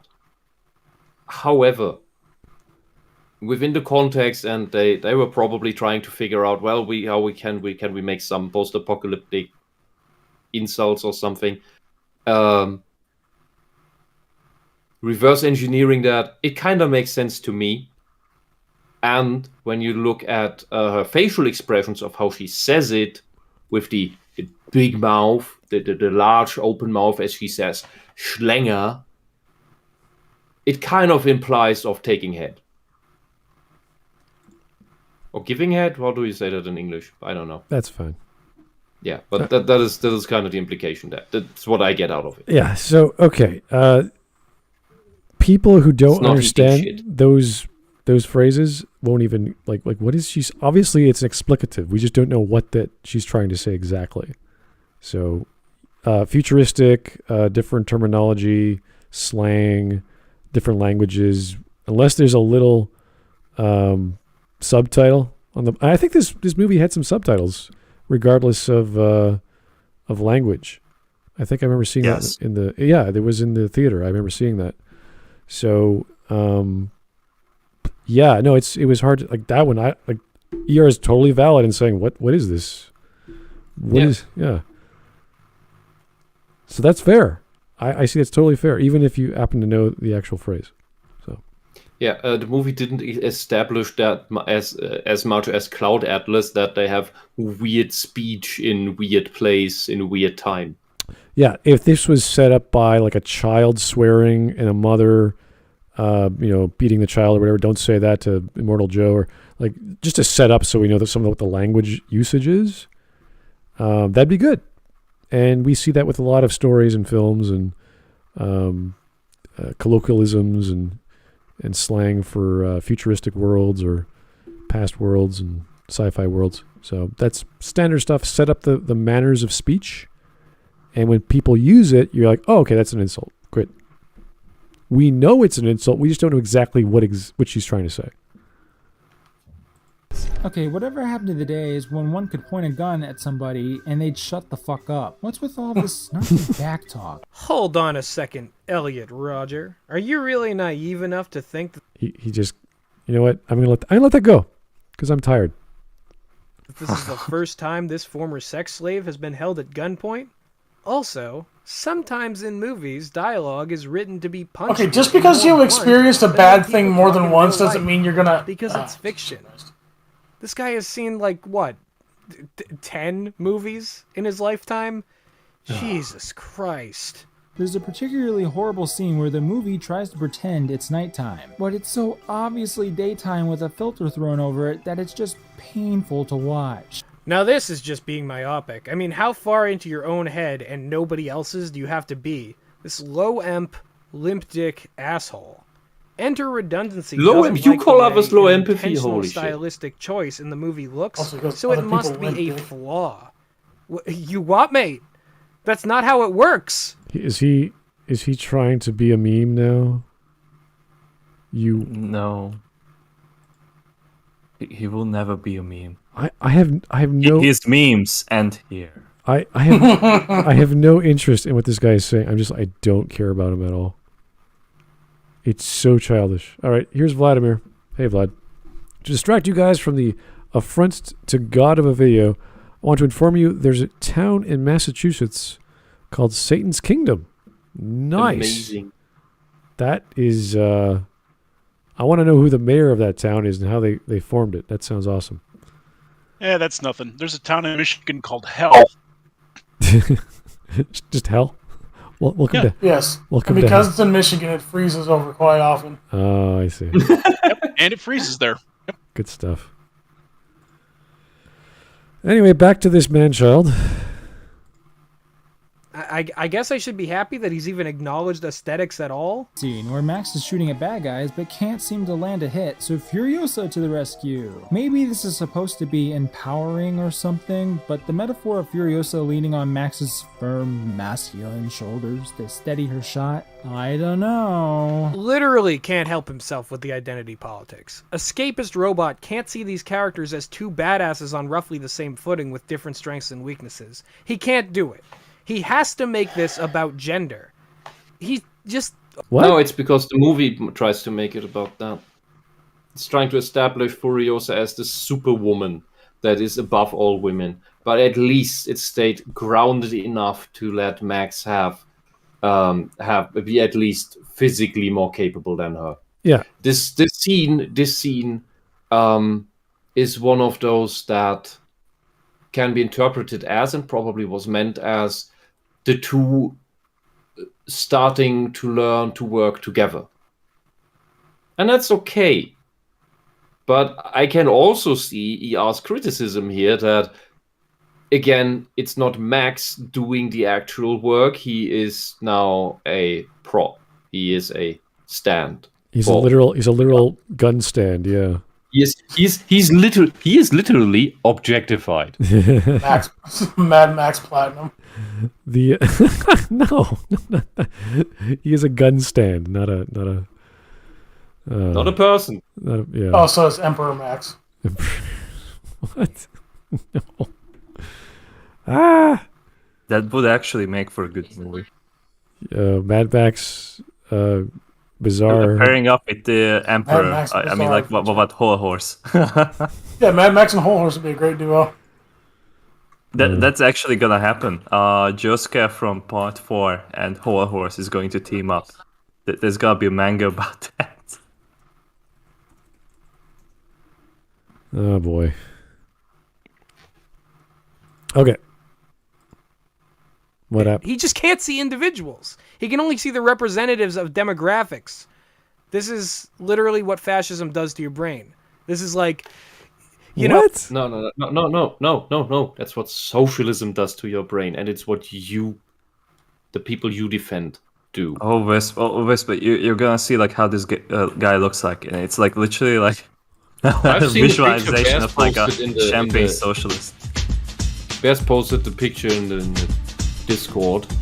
Oh, it's only his face, but like the full picture, that's going to like give it away. Oh no! All right, here's ass of Jew-tits. I don't know if that's a word or what you're doing there, but just ass of Jew-tits. All right, this Making fun of Massachusetts. yeah, I know. I figured. Oh, I thought it was a Shapiro reference. Oh, what? No, he'd just be calling himself Khazar Milkers at that point. Okay. Anyway, this mad doesn't realize that buzzed head Charlie's Theron is not going to F him. Also, good lord, I'd really like to find whoever finds the shtick of making up names for ER based on initials funny and disembowel them with a wooden cooking spoon. That's his thing. This is all he's doing every sentence. And trying to make a point. These are the only things I'm enjoying is reading the super chats and the donations because I just can't listen to this fellow. Vladimir, it's damage payments for the pain. This is one of the worst videos I have to sit through. I know it's funny to make fun of this guy, but it's just like it's so childish. There's also Volcano Hawaii, Boring Oregon, Waterproof Louisiana, Dull Ohio, and Little Canada, Minnesota. Little Canada, isn't that a country and a city? Okay, that last one was funny. Yeah, Little Canada, Minnesota. Oh boy, Americans are great. Oh. All right, 16 minutes, almost done. I hope. Even if he wasn't, dog whistling or saying any like stupid Nazi shit or calling out Jews or whatever, this is still really indicative of the type of framework that we're looking at with media, where it's just completely anti-art. Did he do that for the Furiosa video? This is functionally the same as CinemaSins or the Nostalgia Critic. No, it's completely different style. Like a Nostalgia Critic has like no substance. He's just making skits on like very surface level crap. Like maybe at one point he used to be like a bit deeper than that, but ER is giving a real review of like the media. CinemaSins, while entertaining.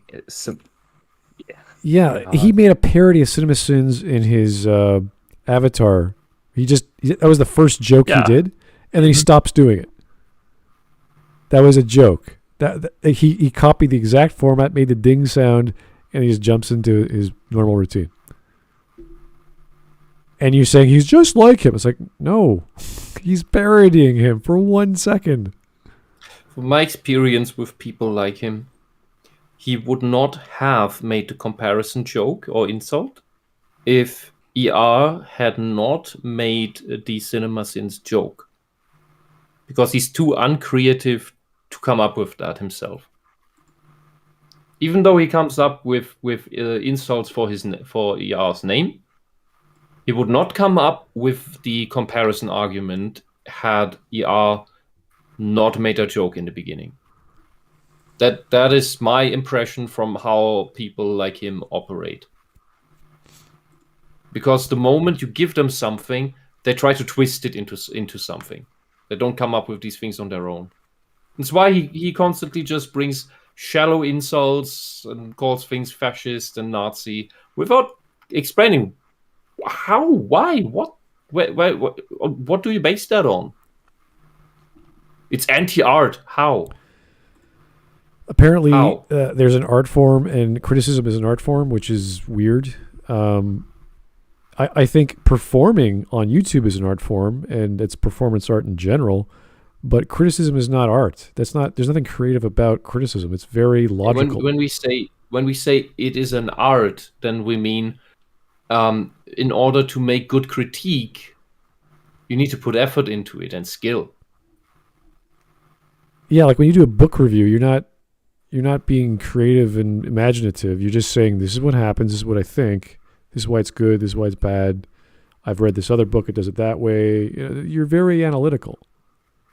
So I don't like this idea that everything on YouTube has to be this performance thing, because we have all kinds of stuff on YouTube that's not like that. So it's on the same topic, so I don't see what the issue is. Anyway, yes, ER is performative. That's fine. But he's also logical and entertaining. So he does both. With Nazi shit. And honestly, me personally, as a white guy, I'm way more offended by how much he fucks up being a reviewer. I'm way more offended by the fact that this dude doesn't know how to appraise movies. Good. Why is he offended as a white person? I have no idea. ER is black. You know what? When you start a sentence with "I'm offended as a white person," guess who's the racist here? Who's the Nazi? Who's the guy who's so focused on race? The guy you're criticizing? No. I'm offended as a black guy because he said the N-word and he's not black. I'm like, okay. Was he using as an explicative? Was he... Yeah, the difference is ER makes jokes. He means it. Oh yeah, that's a good point. When ER were to use the certain words, he'd use it for funny, for laughs, not because he's vindictive and hateful towards the character of Rey in Star Wars. It's that he makes fun of stereotypes by using them. Yeah. The way he uses them, he makes fun of them. Making fun of a stereotype doesn't mean you endorse the stereotype. Here's some more wonderful city names from Lad. Thanks a lot. Chicken, Alaska. That's weird. Mormon Bar, California. Oh, God. That's awesome. I love that. Jackpot, Nevada. Yeah. Is that next to Las Vegas? If it's in Nevada, that'd be kind of like Jackpot, Nevada. That'd be kind of silly. Catfish. Oh, maybe it is. The name is Jackpot in Nevada. Catfish Paradise, Arizona. Huh. Big Sag, Montana. And Big Bottom, Washington. Okay. Sags. Is that real bears? I know there's a place called George here in Washington. Okay. Okay. Anyway, let's go. And literally the rest of the review is just that. He just continues to go on, playing up Max's strengths, downplaying the contributions of the women, saying the stuff's illogical. This video is 25 minutes long. He could have said all this stuff in 10. You literally cut out all the summary. You cut out all the dumb memes. Wait a second. He cut out the summary, the thing you were angry that he was doing. So are summaries good or are they bad? Which one? Ironically, he calls this video a review, and it's like the 18th of them. It's like oh. What is JUNC? He doesn't understand like the basics. Yeah, I don't know what JUNC is. It is probably an acronym for it, but he just doesn't like Jews United Nations Control Group. That's what I think it means. Don't at me. Oh boy. You're not wrong. Okay. Let's go. I mean, like, there's like a rumor that like ER is not only black, but he's also Jewish. Oh, really? That's why he makes those jokes. Yeah, he's bluish. Kind of like the South Park thing.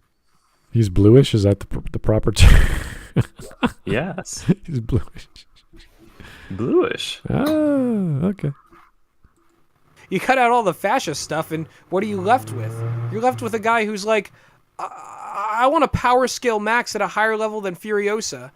Literally no substance. There's nothing here. There's fucking nothing. I started off... He's projecting so hard. Oh, God.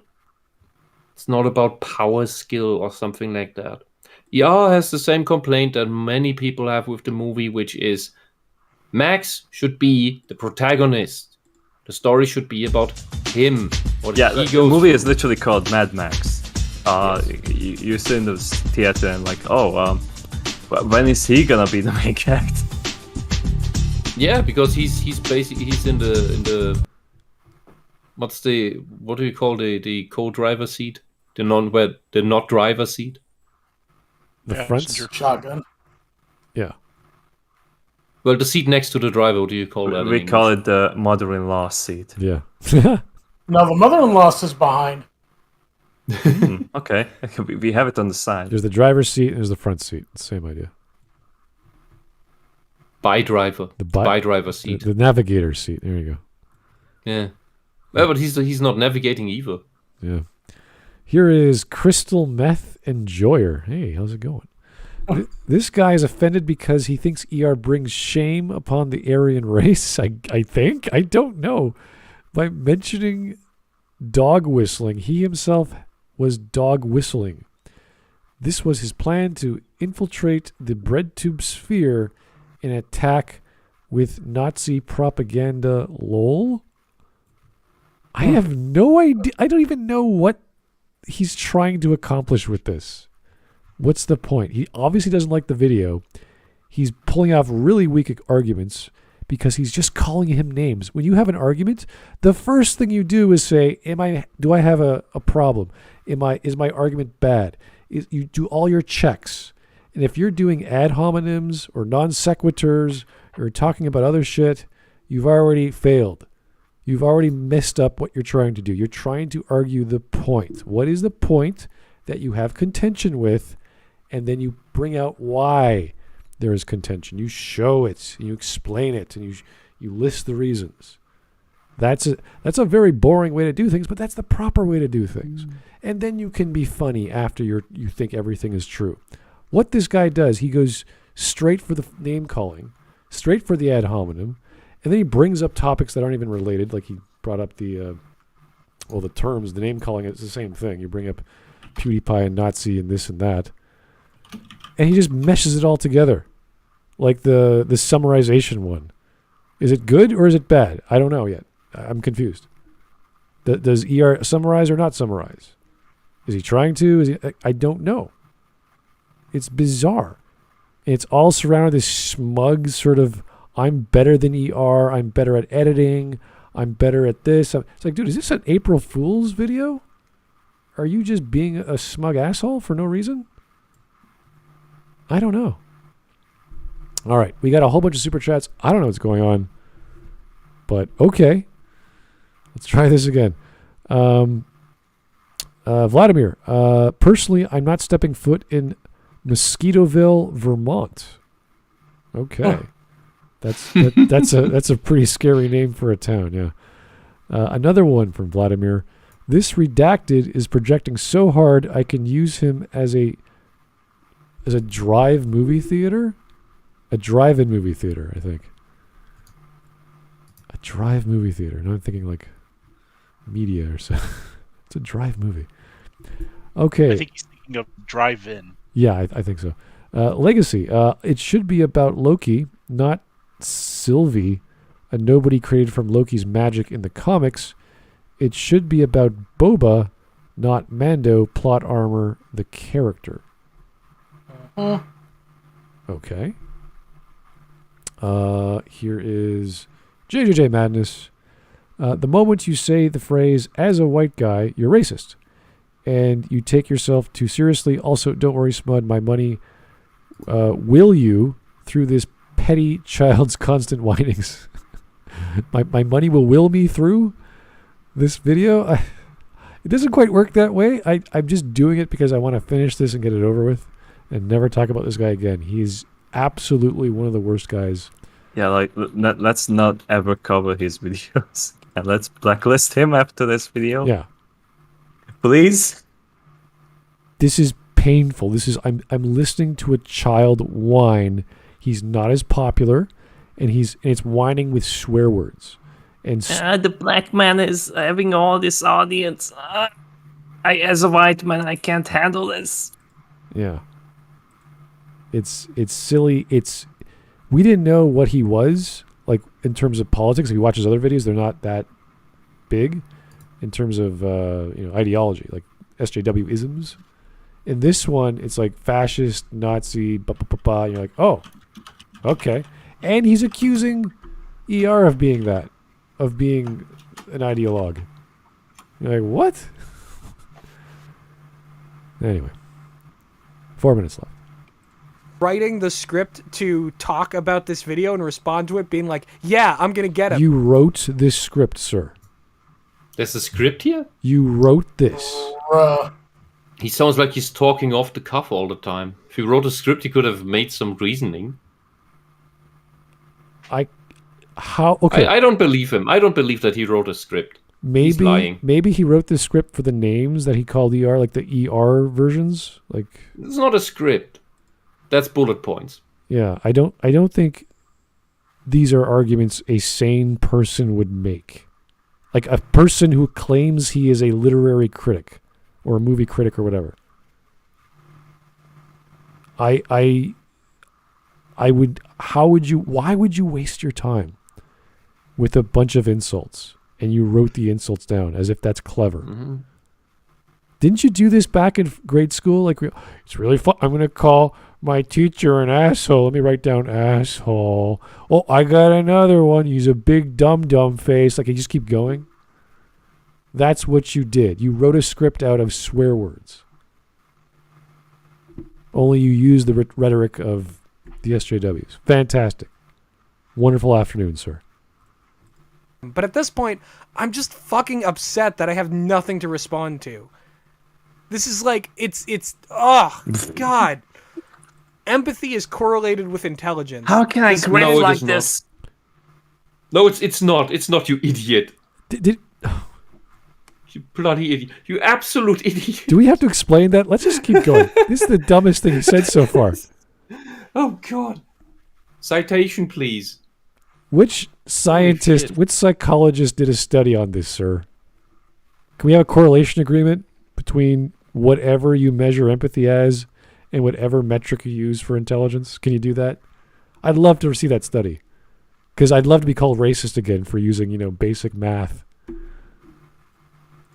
from a book published, 30 years ago that everyone's agreed upon. Empathy is linked to intelligence. I don't know how. Not at all. I know really dumb people who are really nice. And look, this is the ever baffling thing. This guy is so blatantly obvious a narcissist. Narcissists do not have empathy, but believe to have empathy because they don't even know what it is. So of course, and since they think themselves to be perfect and of course right, and the other, everyone who doesn't think like them is wrong. Well, of course, narcissists believe to have empathy because they think it's caring about others or some shit or anything else. They think it's anything but what it is. Okay, all right. Every fucking time. Let's just try and get through this. This is going to be the next. As I say, usually in these videos, the last 2 minutes are bad. Hopefully, he has like a stupid Patreon plug, or I don't know. He's selling razors. Who knows? Lives solely inside of his own skull. This fucker has never been outside. Projection. Ugh. All right. Well, now that I have cringed myself into a coma, I think we're done here. I think I'm going to go back to Plague Island and see what my other self has to say about this. I'm sorry for wasting your time. I am sorry for wasting everyone's time with this disgusting, low empathy. Well, you should apologize for this entire empathy. video. What? Well. Okay. Look at this. Oh my Like God. this is like chef. I don't look like this in my worst times. Fucking hell. But what does any of this have to do with empathy? Empathy and fascism. I don't think you know what these words mean. What does empathy have to do with critical analysis or jokes? Or with whatever ER got wrong? Or video editing that he's so Or bad doesn't at? have empathy for the characters that don't exist. Like like you guys are confused at this point, right? Like you don't know what the hell he's talking about. This guy doesn't know what he's talking about. Yeah, I'm just sitting here like, why is he saying these words? How are they connected? He looks like a sad monkey. I'm not sure what. Shave that beard off. Either grow it out full or shave it off. The beard you have just makes you look like a stupid monkey. All right.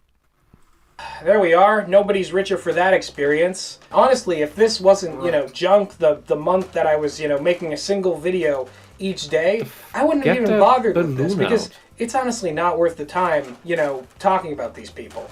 But I think what's important to note here is that this guy... Okay, so you want the balloon there as a prop, but at the same time, it's annoying you and you're trying to shove it out of the way while that doesn't work because it's fixed in position. Are you retarded? Yeah, Is that why you stand there in a pajama with a wine glass filled with I don't know what? Yeah, Bears was making the joke he's using the wine glass as a defensive prop. Yes, he does. Yes, he does. The same thing that Comic Drake is doing with his mug. Yeah. Something to hold on to and hold in front of him. guy is a dime a dozen. Sure, he might be... ER is a dime a dozen. Are you mad? Give me someone who's like ER. Does anyone know? Please do so. I want to know. Yeah. I want more ERs. I want more content of that quality. I would love to have a second ER that has a better schedule than ER does. 2 years within a... Yeah, that'd be nice. Seth Sintar? He does the video games. Yeah, he's pretty good. I think that's the closest thing I can come up with. Yeah, his video editing style is similar. Yeah, you're right. And his jokes. Jokes are good. Yeah, no, he's really fast. He does video games that people love and that they don't know of either. And they're funny. They're good. I think it's once a month, once every few months. Yeah. It's not really stable, No. and he hasn't done a lot stuff for a while. Like, I think he recently released something. I already forgot what it was. Yeah. And sometimes even does serious reviews. Like Endless Space 2, he liked so much that he did a mostly serious review of it. Oh yeah, I saw his original Endless Space. That was really good. Awesome video. I still game didn't get around to play that. I have all the Endless games. Dude, I had them for years. But the only one I ever found time for is Dungeon of the Endless. And I'm not getting to the others because I still haven't, to a satisfying degree, finished Dungeon of the Endless. And I hate tower defense games. And that game tricked me into liking a tower defense game. I like because there's so many other mechanics in it that only after beating it at least once, maybe twice, that I realized, wait a second. This is I just played a tower defense game for hours. Damn you developers, you're good. If you pull that off, make me like a game that is essentially a tower defense game, you're good. Yep, there's only a few I like, and I haven't tried that one though. But if you like was it 4X? Yeah, 4X games. I think you'll probably get obsessed with Endless Space 2. It's huge. You'll just get lost in it. Yeah, especially if you're fed up with Stellaris. Play anything else. Play Master of Orion 2. Oh, wow. It's better. Okay. It's still better. That's so old, though. Yeah, but I got fed up. I liked Stellaris around release, beta to release that time, and I changed so much of it that it feels like it lost everything that made it have a soul to me. And while the individuality of the planet gone, thrown out, completely thrown out. There was a fun thing, like puzzle the buildings together there, like, that they affect each other. That's interesting. The diplomacy system, as far as I'm aware, last time I played was like, I think I tried last year or the year before. You still can't even trade technologies. Master of Orion, you can trade technologies for planets or other shit and back and forth, and the technology system in Master of Orion 2 is actually interesting, because unless you're this super creative researcher race, you have 8 categories of technologies, and you research in a tier of that technology thing, and you can choose one of 2 to 4 technologies, and then you have that one technology from that tier in that category. You don't have the other 3. Okay. Well, anyone else can research whatever, but if there is a technology that nobody has researched, none of the other races in the galaxy, then that technology effectively does not exist in the game, which makes it unique. It's great. Okay, let's keep going. Vladimir Dragunov, can we excommunicate this guy from the human race? No, we can't. Sorry, we don't have that power. We can only block him from the other voting options we have on the Smudcast. JJJ Madness. I sometimes did shit with my beard when I had one, but not this. Doesn't look good. I'm all about empathy. Spends the entire video insulting ER and calls him a racist, fascist, etc. Yeah, exactly. I'm the good guy, guys. I'm the smart, good-looking, empathetic, wise, knowledgeable, blah blah blah. Anyway. More overt in his Nazi rhetoric or whatever, but the fundamental way he looks at movies and the way he reviews them, it is just this epidemic. It's so funny. It started with CinemaSins, and you can see it in many other channels, that it's just become this weird obsession with logic and complete detachment from the text and from... No. What? When you use logic and you're looking at the plot, you're looking exactly at the narrative. That's the point. You don't just use logic and talk about characterization. That's silly. And again, what is preventing these people to understand what's in the video? Yeah, and why can't he give examples of CinemaSins is bad? It's it is sometimes bad. Sometimes it's right on the money. Okay, why is it bad? He never answers the question. Yeah, I know. I can tell you because I've watched them. And sometimes he does things for jokes. Sometimes he nitpicks. Sometimes the point is not relevant. Sometimes he looks at a color of a thing and has anything to do with anything. He just doesn't like the color of a thing, and he says this tire shouldn't be red. And you're like, oh, okay.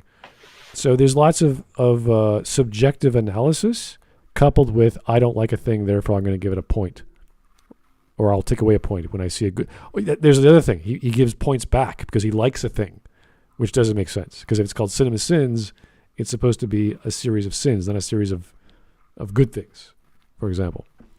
So, but it's CinemaSins just says random things at this point. Sometimes, yeah, it feels sometimes it's what he does, yeah.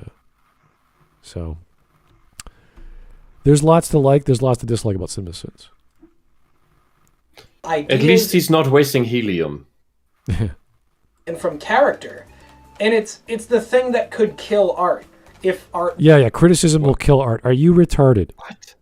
Is this... Can you go back a few seconds? Because I don't believe he said that. This weird obsession with logic and complete detachment from the text and from ideas and from character. And it's the thing that could kill art if art were so weak. But... What? Oh, so it won't kill art. So it's fine. Fine, shut up then. Good. Yeah, you're right. What he is effectively said is criticism kills art, or proper criticism, objective criticism. No.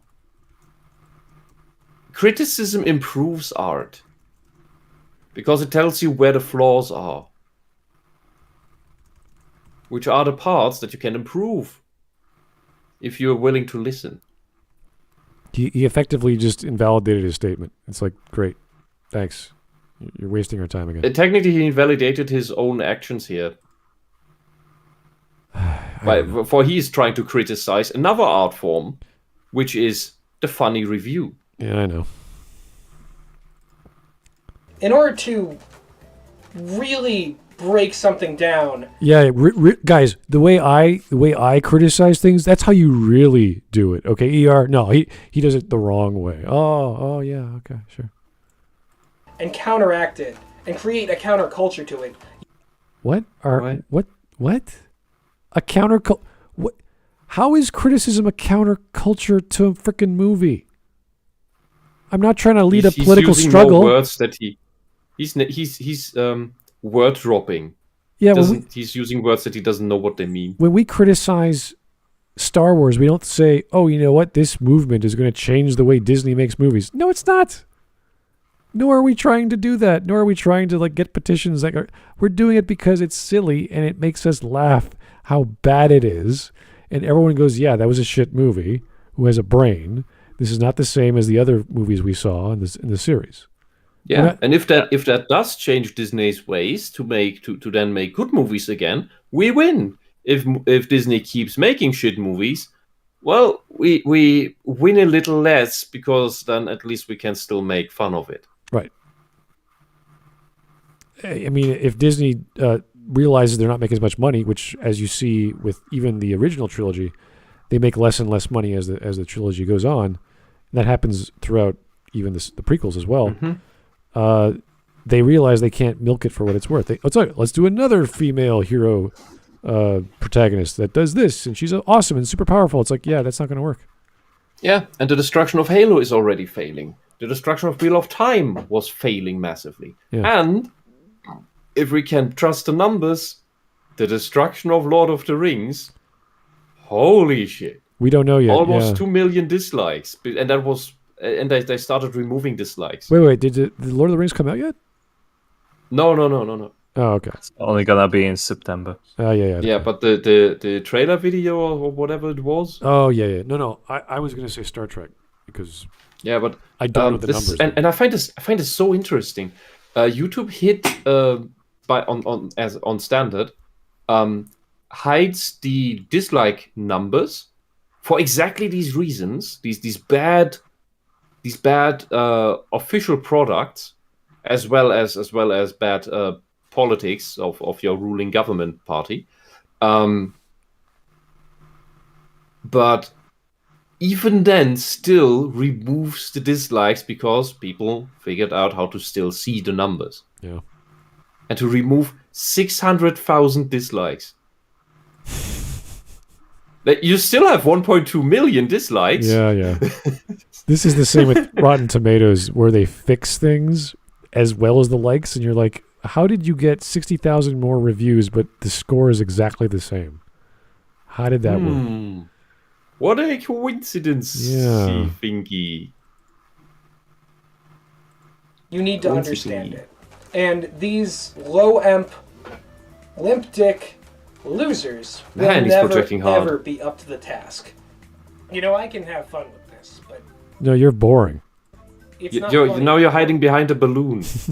A lot of people. The fact that it came to this. And, you know, we all sort of watched this happen. We all watched as slowly reviews went from these, weird summaries that said very little about the movies to these opinion pieces where, it's just literally all about whether something's diverse or not diverse. Opinion pieces? No, he makes a complete breakdown of scenes. Why it doesn't make any sense? Why isn't Max the protagonist? It's way more than just opinions. Yeah, what he's doing is an opinion piece. Yeah. The entire video is just projection. Yeah, look at his eyes. Have you guys noticed this? I know Whisp might have something to say about this. If you look at his eyes, he's always looking up.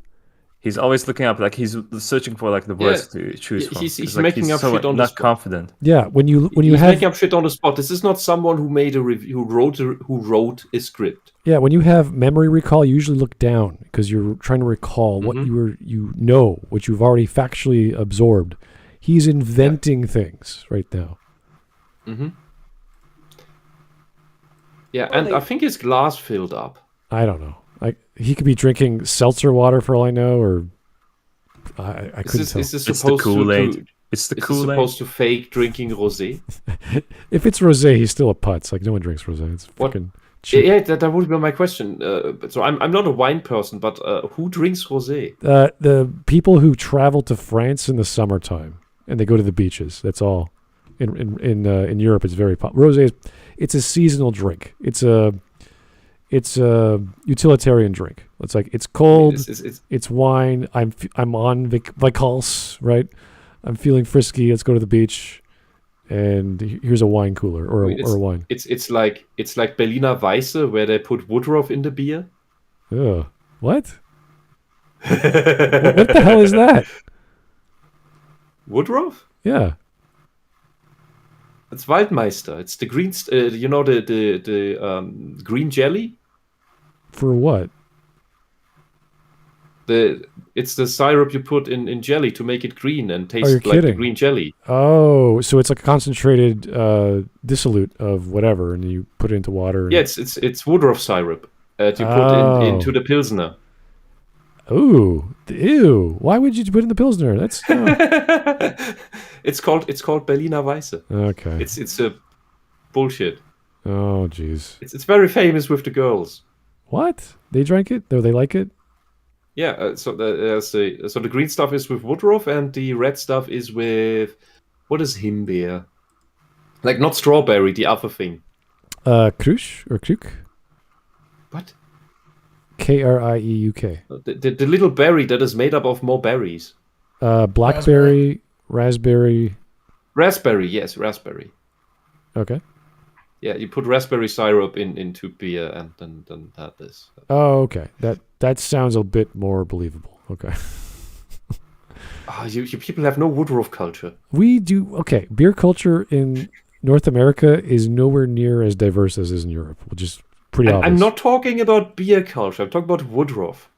No, we have no idea what that even is. Woodrow it's Wilson? wonderful. He's the worst president. Oh. No, not Woodrow. But No, it's this wonderful herb that if you don't prepare it properly is poisonous. Oh, wonderful. Yes. Sounds like rhubarb. It's rhubarb. It's not rhubarb. Wisp. Rhubarb is red. You say it was red? Anyway. No, that's raspberry. Anyway, let's get back to the frickin' video. Generally on YouTube, it's all just reactions to things being diverse or things changing. Yeah, for the worse, yes. Outrage from anti-SJWs. The problem is that you socialist airheads want to change everything for the sake of changing it. Not because it is an actually good change with substance behind it that comes across good. You could have a strong female character in that movie. But Furiosa seems shoved in and a bit too prominent. Yeah, they had to give her for being the Mad Max movie. They had to give her a weird cybernetic arm to make her strong enough to fight, and it was like that's kind of better, but kind of worse because it's not really her own strength. And it only means she has a built-in club. Yeah, built-in metal club. Some piece of metal. Yeah, exactly. So it's a weird story. When you just watch it for just going to the movies for fun, it's a fine movie because it's just straightforward action. It's like, this is good. It's dumb when you think about it. When you think about why they went in one direction, then stop and turn all the way around, and you're like, okay, I guess we're just going back because we escaped them successfully and we met some women and they want to go beat them up. And you're like, all right. Yeah, it's just Dan back again with a worse story. Yeah, well. But yeah, the action and stunts, it's fun to watch. Oh yeah, no, the substance behind it is crap. Yeah, the effort they put into Wasted. all the crazy cinematography and all the stunts and all the catapults, and that was awesome. That looked really good. Yeah, it shouldn't be hard to improve the story behind it and keep the stunts. Yeah, and the voiceover with Max was just like, okay, that's a bit too obvious. That he sounds so crisp amidst being in a truck. You know, it's just like, that's voiceovered for sure. So, anyway. Is SJW. It is. Wait. Let's rewind that. outrage from anti-SJWs is SJW. It is. These are the people who are trying to shape society or shape the zeitgeist or shape culture. So the people who are talking against SJW whatever are SJW. Okay. In their will. I don't know. Yeah, he has lost me like about 8 minutes ago, and I'm just like trying to keep up with this fellow. He's not very good at the first minute. And you would be totally justified in not listening to a word he says after the first minute. Yeah, I know. And they have no culture of their own to speak of. Really? Are you fucking this is wow. This is what I mean when he can't speak of, really. This is what I mean when I'm talking about narcissists always project.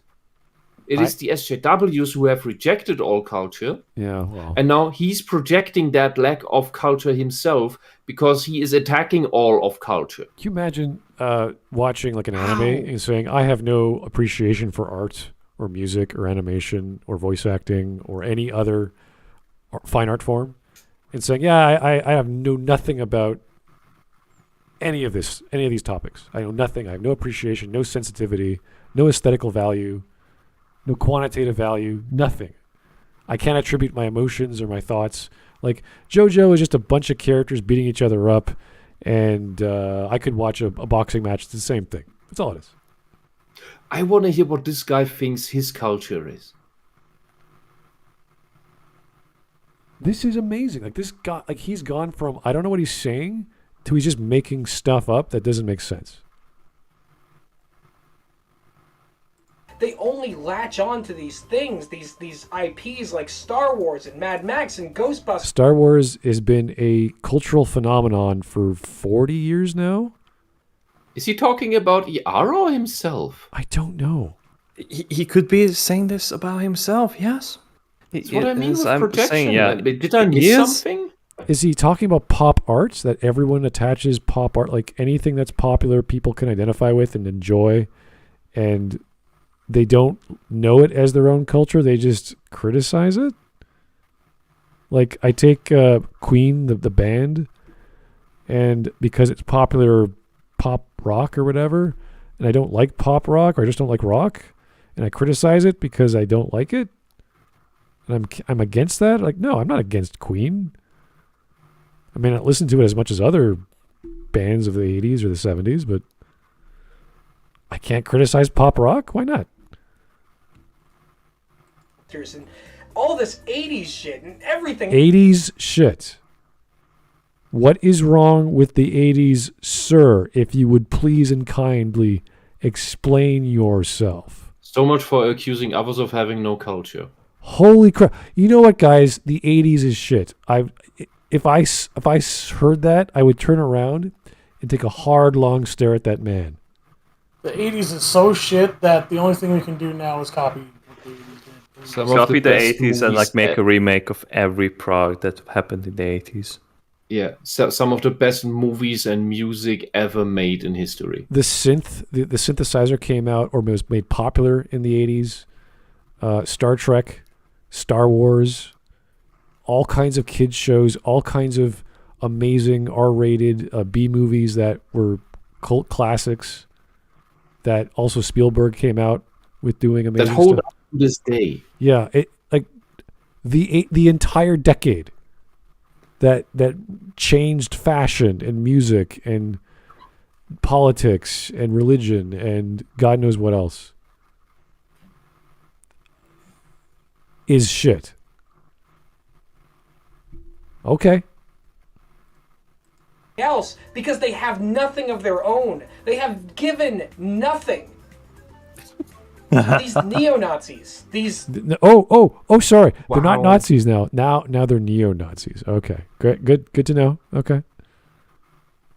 Good that we got these terms exactly defined that way he wants them. The bloody protection is unbelievable. Can you turn this into fuel? Power the internet for a few years. Yeah. Just with the energy of this projection. The internet like gas. some solar panel thing. No, I think the internet gas is a great invention. We'll just pump it into the internet routers or something. Okay, Mariner1712, thanks for the buck. And not gonna lie, I get annoyed when people bitch about the 90s sucked. The 90s was also awesome. There's so many awesome things. Like, yeah, surprisingly. Yeah, there's some bad things here and there, but 90s had awesome rap, awesome comedians, awesome TV shows, movies as well, music, like video games, like come on. Oh yeah. These alt-writers, these whoever they are, and everyone else who stands with them. Whatever you are, I want to be the opposite of. How's that?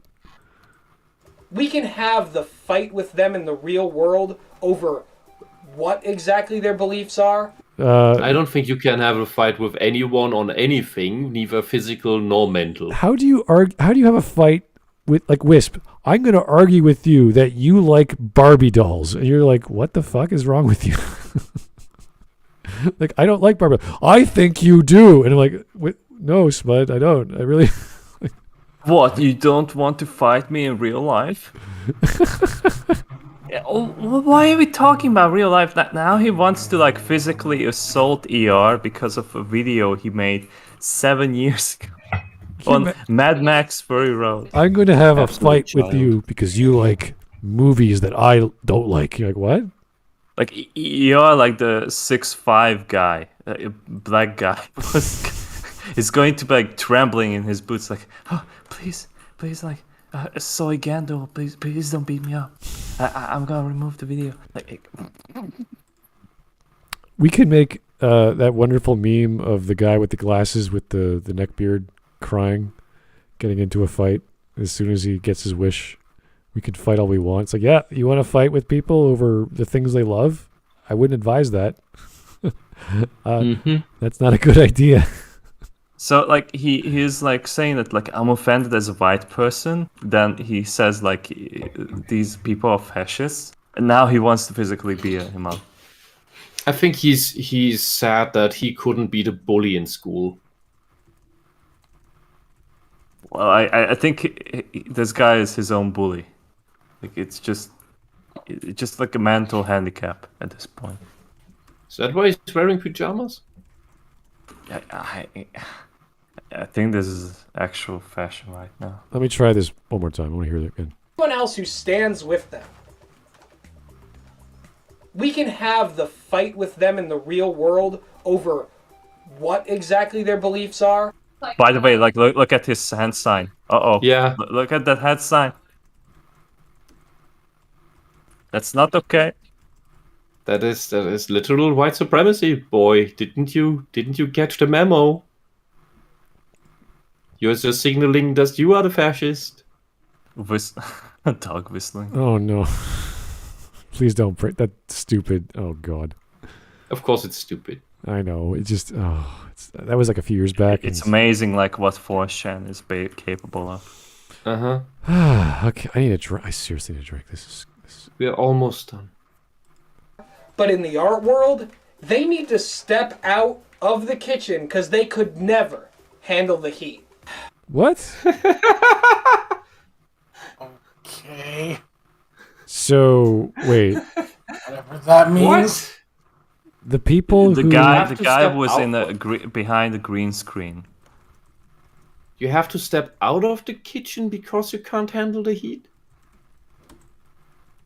That doesn't even make sense. No, I mean, that phrase makes sense, but I don't know what the fuck it means in this context.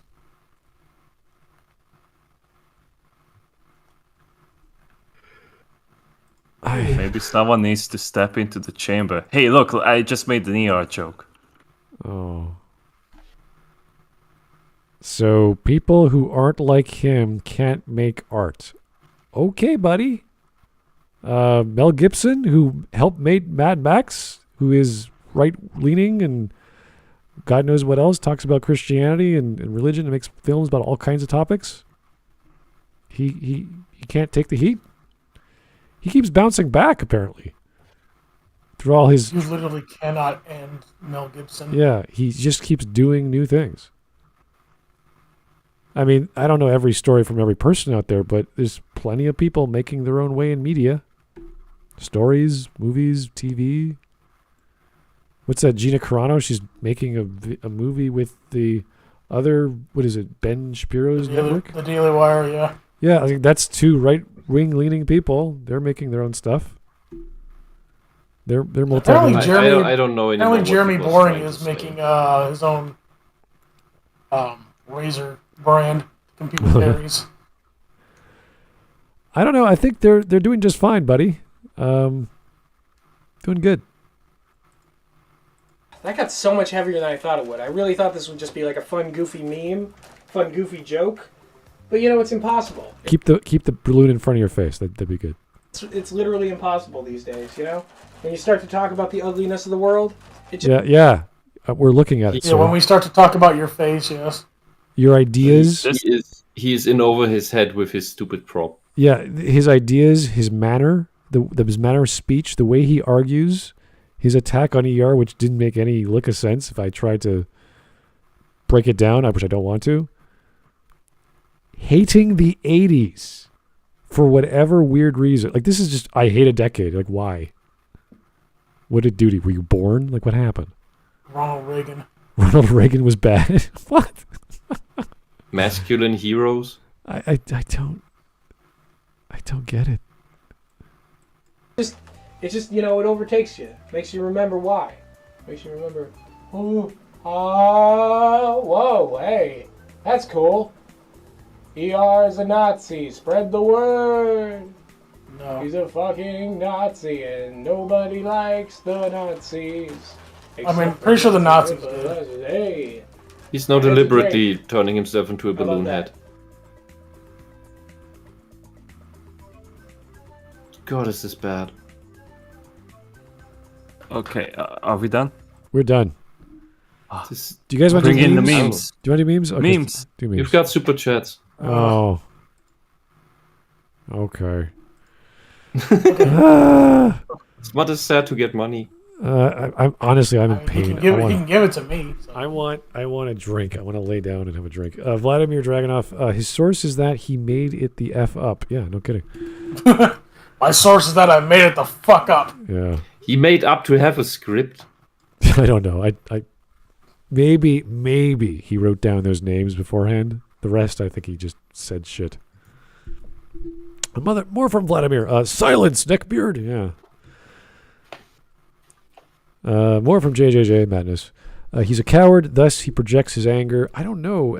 There's too much. It's jealousy. It's cowardice. It's rage. It's incompetence. Everything. It's so. We're just sitting here like this is a mess. He's as bitter that ER is more loved than him, and he's resentful towards those who prefer older media. That's part of it. Yeah, there's a lot to unpack with this fellow, and I just don't care to. I'm tired. Yeah. It's a good assessment. Yeah. Can we disappear this guy? We're never going to cover him again because that was pathetic and sad and silly and a waste and all kinds of other things. It was simply too bad to ever be considered again. Yeah, usually when we have really bad things, it's funny, but this is just painful. All right. Worse than Maggie. Worse than Cavernacle. Worse than what's the other guy I keep mistaking Renegade for that? Cut, who we skipped last month. Oh God! And no one was sad about that suggestion. We're all tired of him. Yeah. Like Renegade Cut, at least is like a clown in a circus. Like he gives a show. Yeah.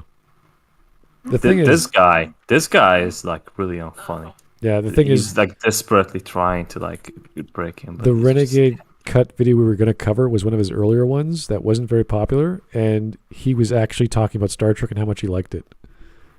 Which was like, what? He has a voice. He has emotion. He enunciates. It's like, wow, he's trying to make jokes. It's amazing. So anyway, this was from all these memes are from yesterday because I was talking with UDP for like 4 hours.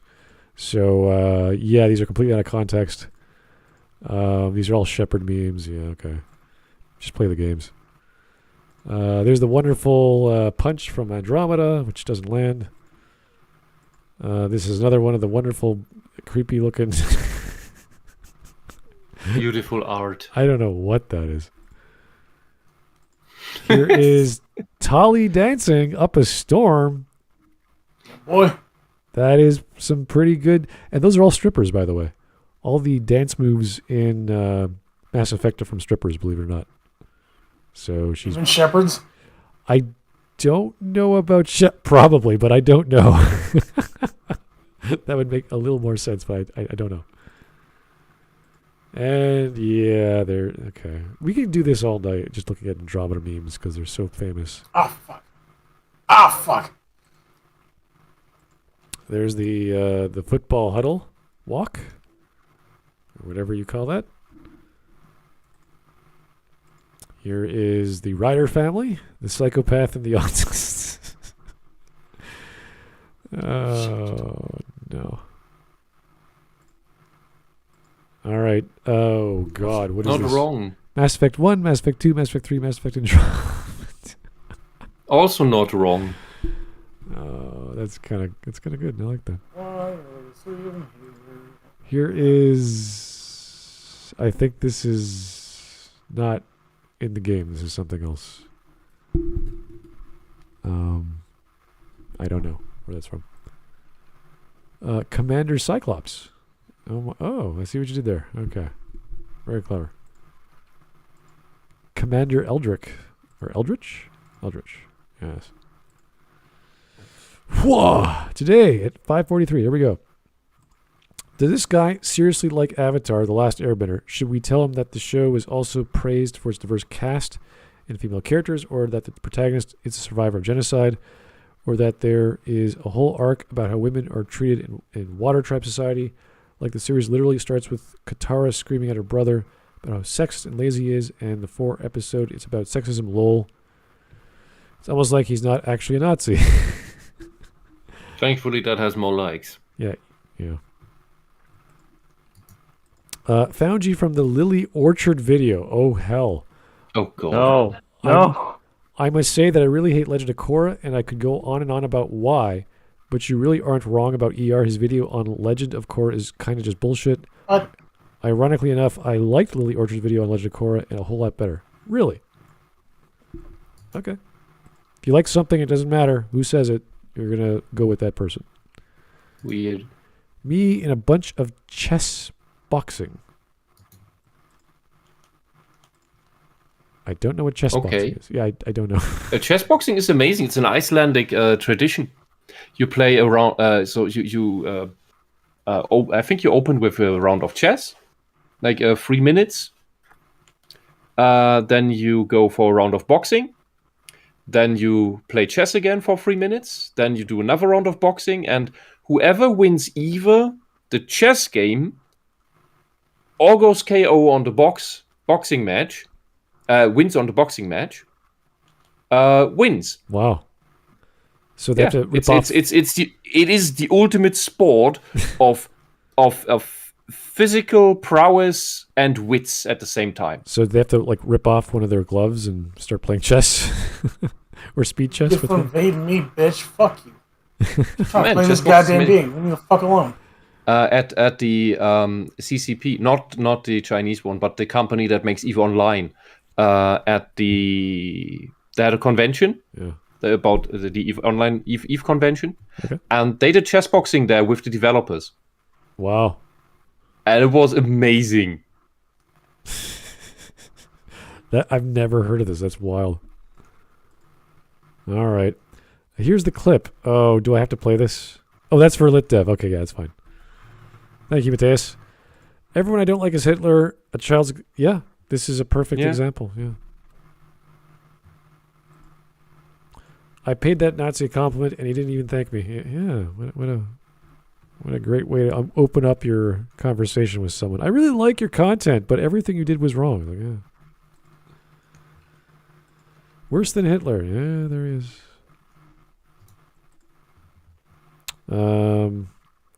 It's 7 minutes, Mateus. I'm scared to press play, so I'll wait for later. At least, well, at least I didn't make jokes on YouTube. Yes, then you're literally Hitler, so it doesn't really matter. Mm-hmm. They don't know ER as a Nazi. Oh. The cool guy in the corner. ER is a Nazi? I don't know. I'm not a biologist. All right, Matthias, that was good. I like that. What gives people feelings of power, money, status, calling someone a Nazi? I don't know. I really don't know why they do it. Strange takes. Go ahead, call the cops. I won't unfuck the Thanksgiving turkey. Oh my, what? It won't unfuck. It. Oh. Blue is the bad choice here. Yeah. Fascism means anything. This is thanks, Matthias. Yeah, just the planets. I think you're pointing to Saturn or Jupiter. I think it's Jupiter. This is how fascists review films. You're a sad, strange little man, and you have my pity. That's perfect. This is the thumbnail. If I use thumbnails, this is what I would use. Oh. The Italian authoritarians. Sorry, BBB. No pumped avatar yet.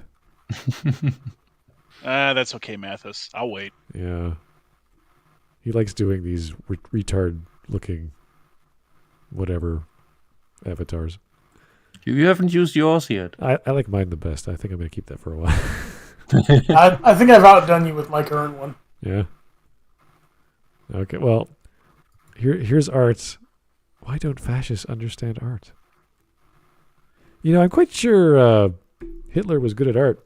He painted some pictures that were pretty good. So. The colors are all right, but perspectives are fun. Perspective is shit. People know that now, but they don't usually know in what way. Reflections of glass is also he's really shit at that. They all look the same. Yeah. All right. Here is tell us how ER's review is propaganda or draw 25. No, propaganda. It's propo. Very important. Propaganda. That's like another thing that like how the hell can you screw up something like a video title? Yeah. I understand Kingdom Hearts lore more than what you're saying. Fascism. You know what? I wouldn't be surprised. Is it time to finally watch a Kingdom Hearts video? No, it's not. But I'm just saying. Never. Yeah. No. Refuse. Here is a film projector. Okay, thank you for the GIF. I don't know why. It looks like it's sucking in the light. Yeah. Hey, I liked your editing, fascist. Yeah, that's pretty much what he said. He got pissed off that the thread list got removed. What is this? Is that the German military beating their chest? Is it the Iron Cross? I can't tell. He looks just like a guy with a... no, it's just a guy. Just a guy, yeah.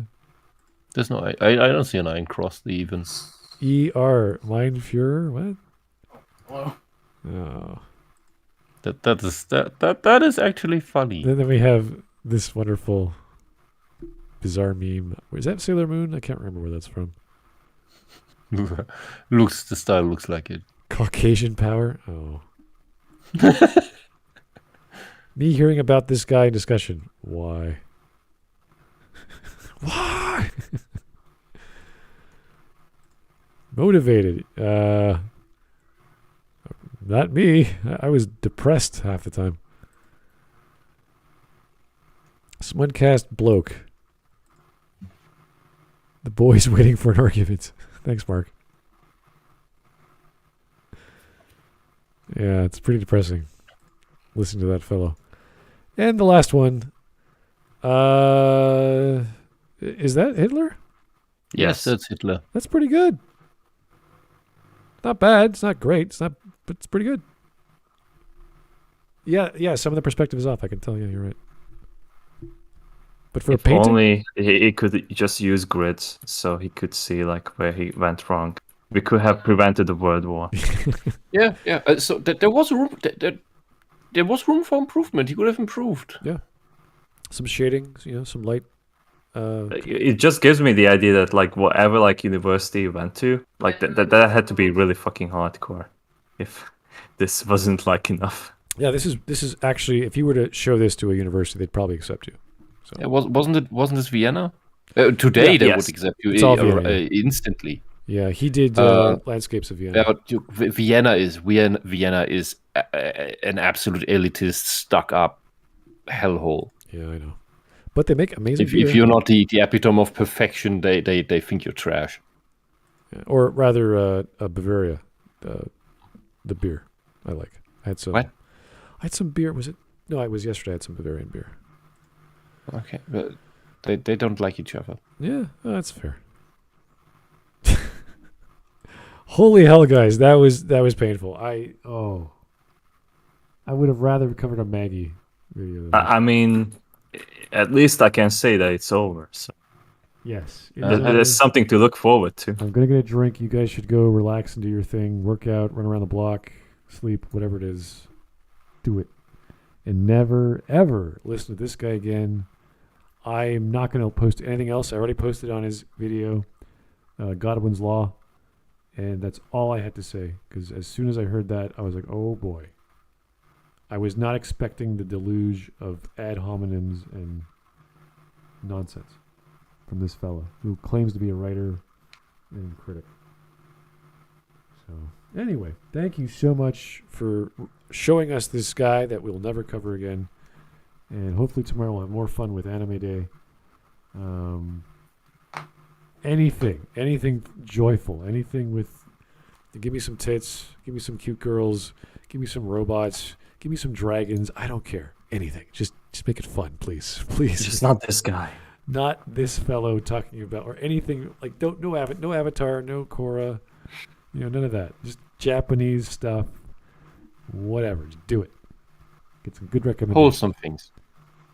Yes. Or more Gogo. We can always use more Gogo. So. I don't want to rewatch the movies. Not the live action. What's wrong with the professional? It's fine. Like the animated one. It's okay. I mean the live action ones. You don't have to. Fuck those. You need to watch the 80s movie and that's it. Yeah. Nothing else. Is terrible. There's only one of them. This guy said so. 80s are bad, yeah. Okay. Anyway, guys, thank you so much. We'll talk to you real soon. Have yourself a great evening. Bye-bye. Goodbye.